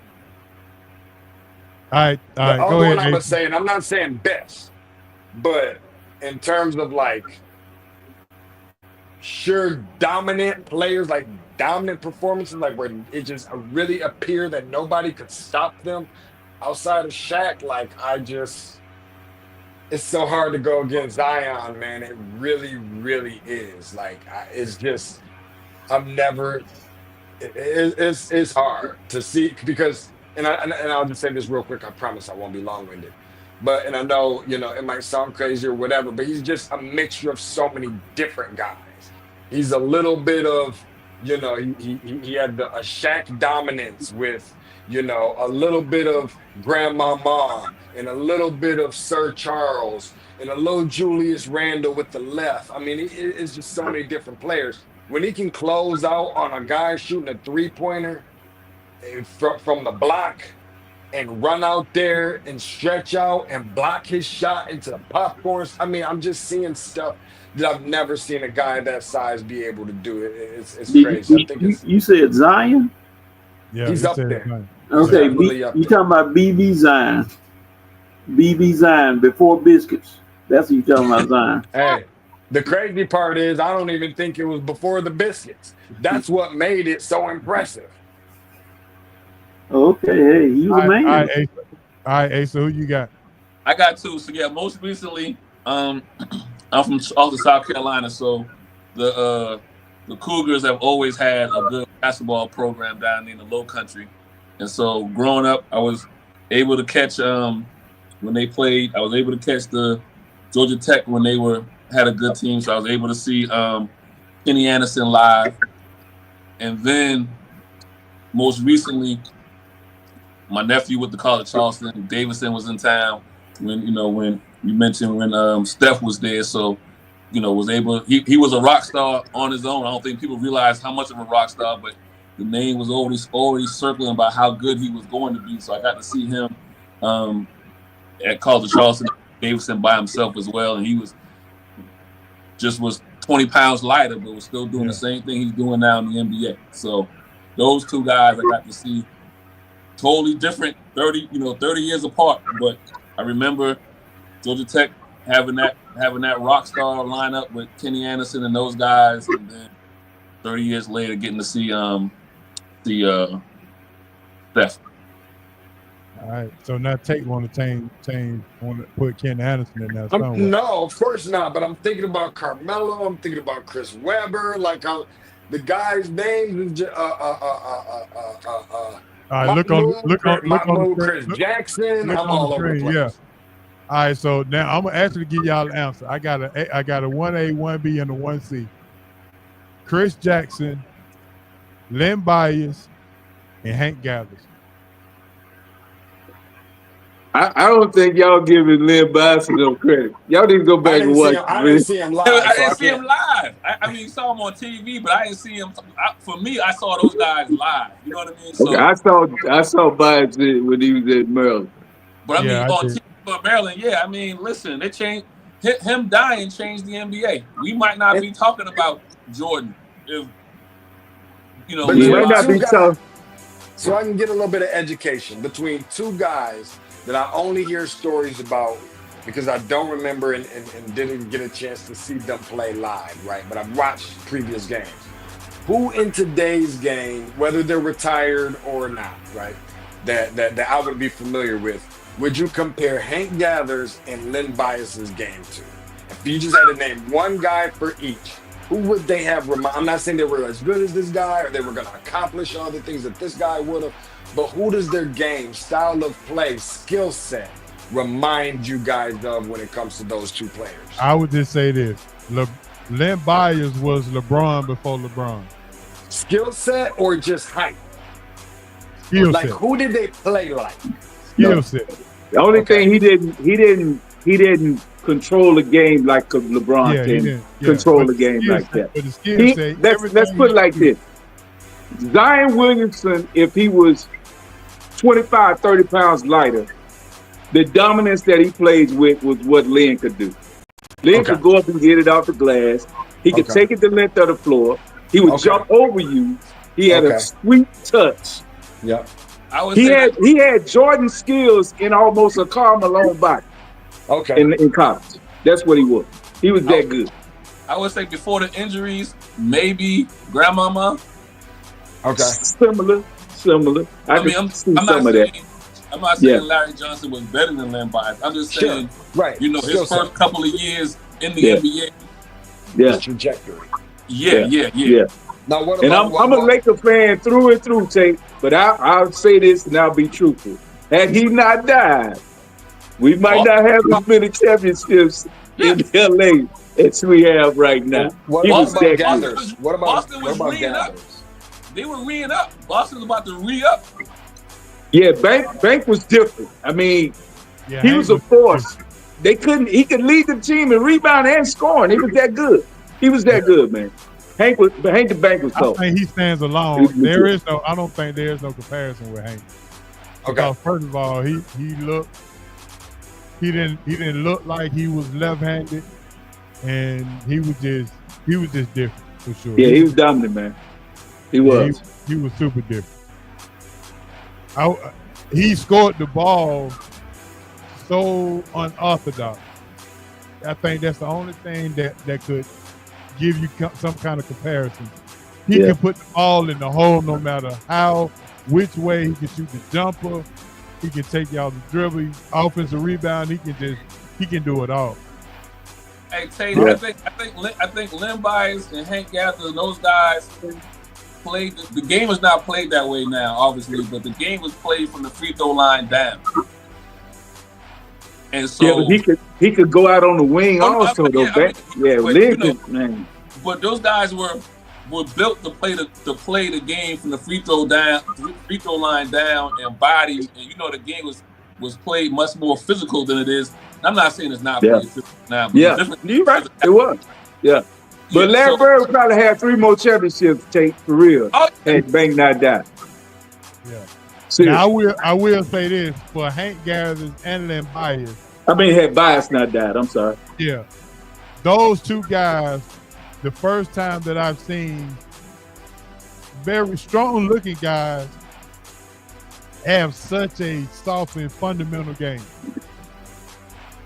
They was very, very muscular, but at the same time, their game was very delicate and very fundamentally sound. Okay. Yeah, finesse. Yeah. Better word, yeah. Strong, but finesse. With that being said, man, I want to give a shout out to Tate, D. Will, Coach, Asa, and my main man Hancock for coming through, man. And we had a great show tonight, and boy, it's gonna be lights out. And when I get this loaded and pushed out, boy, I can tell you, we might break some records with this one. Tate, watch the women's game, dog. Watch the women's game. They got some names out there. Watch it when you can. I understand you're a busy man, but do some replaying. Come take this baby off my hands, and then maybe we can make some way. I appreciate you guys. Coach. Thank you guys so much, man. I really appreciate you guys. Coach, give me your shout out, bro. Yeah, I'm gonna give a shout out to everybody on the table tonight. Sports round table came in. We had a good long show, dog. It's 9:40. We wrapped up at 9. But hey, shout out to all my people on the Red and Rail Sports Show on Saturdays from 11 until we get tired. And we forgot about somebody while we talking about Len Bias with the Celtics. What about when Len Bias and Reggie Lewis? Reggie Lewis, yeah. God, that team could have been just a monster. But such is life. No doubt. All right, Han, give me your shout out, bro. Hey man, just shout out to the crew. Tate, appreciate you coming in. Hey, the usual criminals, appreciate y'all coming through. Hey, for Coach and hanging out, do it. Tate, I got some college basketball to watch this weekend. I'll be there tuning in, watching that one this weekend. So I'll let you know what I feel. There it is. All right, Tate, what you got, bro? Give me your shout out. Just shout out to y'all, man. Appreciate you for bringing me on and just, valuing what I do. You know what I mean? So I'm much value. Appreciative that you guys not only brought me on, but continuing for you guys to keep doing what you're doing. Blessings and prosperity to everybody, and just those who have watched all the way through on tonight, those who've only watched for 1 minute, those of you who are going to watch in the future and all across the board. I appreciate you guys just for supporting these guys right here, man. These are the day ones, and whoever has been out there praying for me, I appreciate you, even if I don't know who you are. Yeah. All right, Ace, give me something. What's your shout out? Man, always, you already know UHO, SRT family, Coach Hancock. Hey, nice to have you on board, Tate. Gotta check you out as well. And one time for my other half, Don and the DNA Sports Talk. You can catch us every Monday, 7 to 9. Just go to DNA Sports Talk on all social media, and you can find the links to check the show out. But appreciate it. Always have a good time when I'm on. Thank you very much. Tate, call Hancock and see if he watched the game. I'm gonna pick his brain. I'm gonna ask him some questions that he can really only answer if he's actually watching. My man. I'm gonna be ready for you. I might have to go over there and watch it in the man cave with him to make sure. Come on over. Yeah. All right, Tate, man. Let everybody know where they can find your information and some of your stuff. Right now, just at Tate's Take Hoops on social media. I'm with the under the Locked On umbrella, Locked On Hawks, Locked On Sports Atlanta, recapping all 82 games of the Atlanta Hawks immediately after the game is over with. So me and Tanitra Batiste, that's a lot of fun. We had Don Stinson on not too long ago as well that I'm familiar with too. So no, just we're gonna we kind of under construction right now, but we just trying to make sure after my brother that this right here is all the way together before we really start making the ultimate push as some of the other projects that I've been working on and having in mind. So we're gonna make sure that it's done right before we just start throwing stuff up, because once it get going, it ain't gonna be no stopping. So I hope ain't nobody in front of that train. Thank you guys for having me, man. And again, at Tate's Take Hoops, TATES TAKEHOOPS. Where basketball and listen, is. I want to extend the olive branch out to you for the mental health, mental wellness. I had to go through it myself. I had to go see a therapist and all that. So whatever I can do to assist you in your project, please reach out to me, because I'm where I need to be now. I'm where I need to be. I'm in a good spot and in a good place. And before we let you go, you got to tell us what has gotten into Trae Young this year to make him feel like we owe him an apology. Owe him an apology? I don't understand. Yeah, a lot of people wanted him out of here. A lot of people said to trade. We want to keep DJ, but trade. But now that Trae has officially clamped down and said, this is my team, I'm going to lead the league in assists and all of this other kind of stuff. And he's finally getting people open and hitting the right spot. I don't know what they got into DeAndre Hunter, but he's making shots. He missed the open one last night that could have won the game. But otherwise, what has gotten into Trae to make him be unquestionable an all-star this year? Well, I think that kind of what you're seeing is just like all of us in everyday regular life, right? We all evolve and develop, and that maturation process is different for each and every single person. And learning how to, grow and mature as a person as well as their game makes a big difference. And I think that we've seen that. I mean, leading all the way up to this year, I've been seeing Trae and knowing his family since he was 16 years old, and watching him play since then.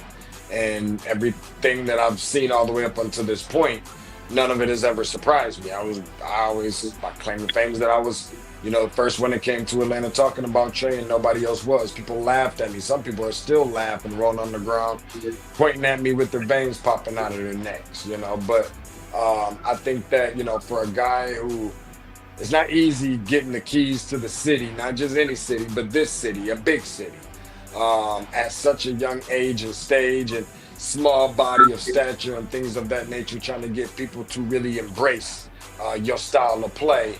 That is definitely energetic, but doesn't look like it adds number to the left side of the result column, and everybody calling it injuries. Everybody's pointing at you and saying that, you don't make other guys around you better.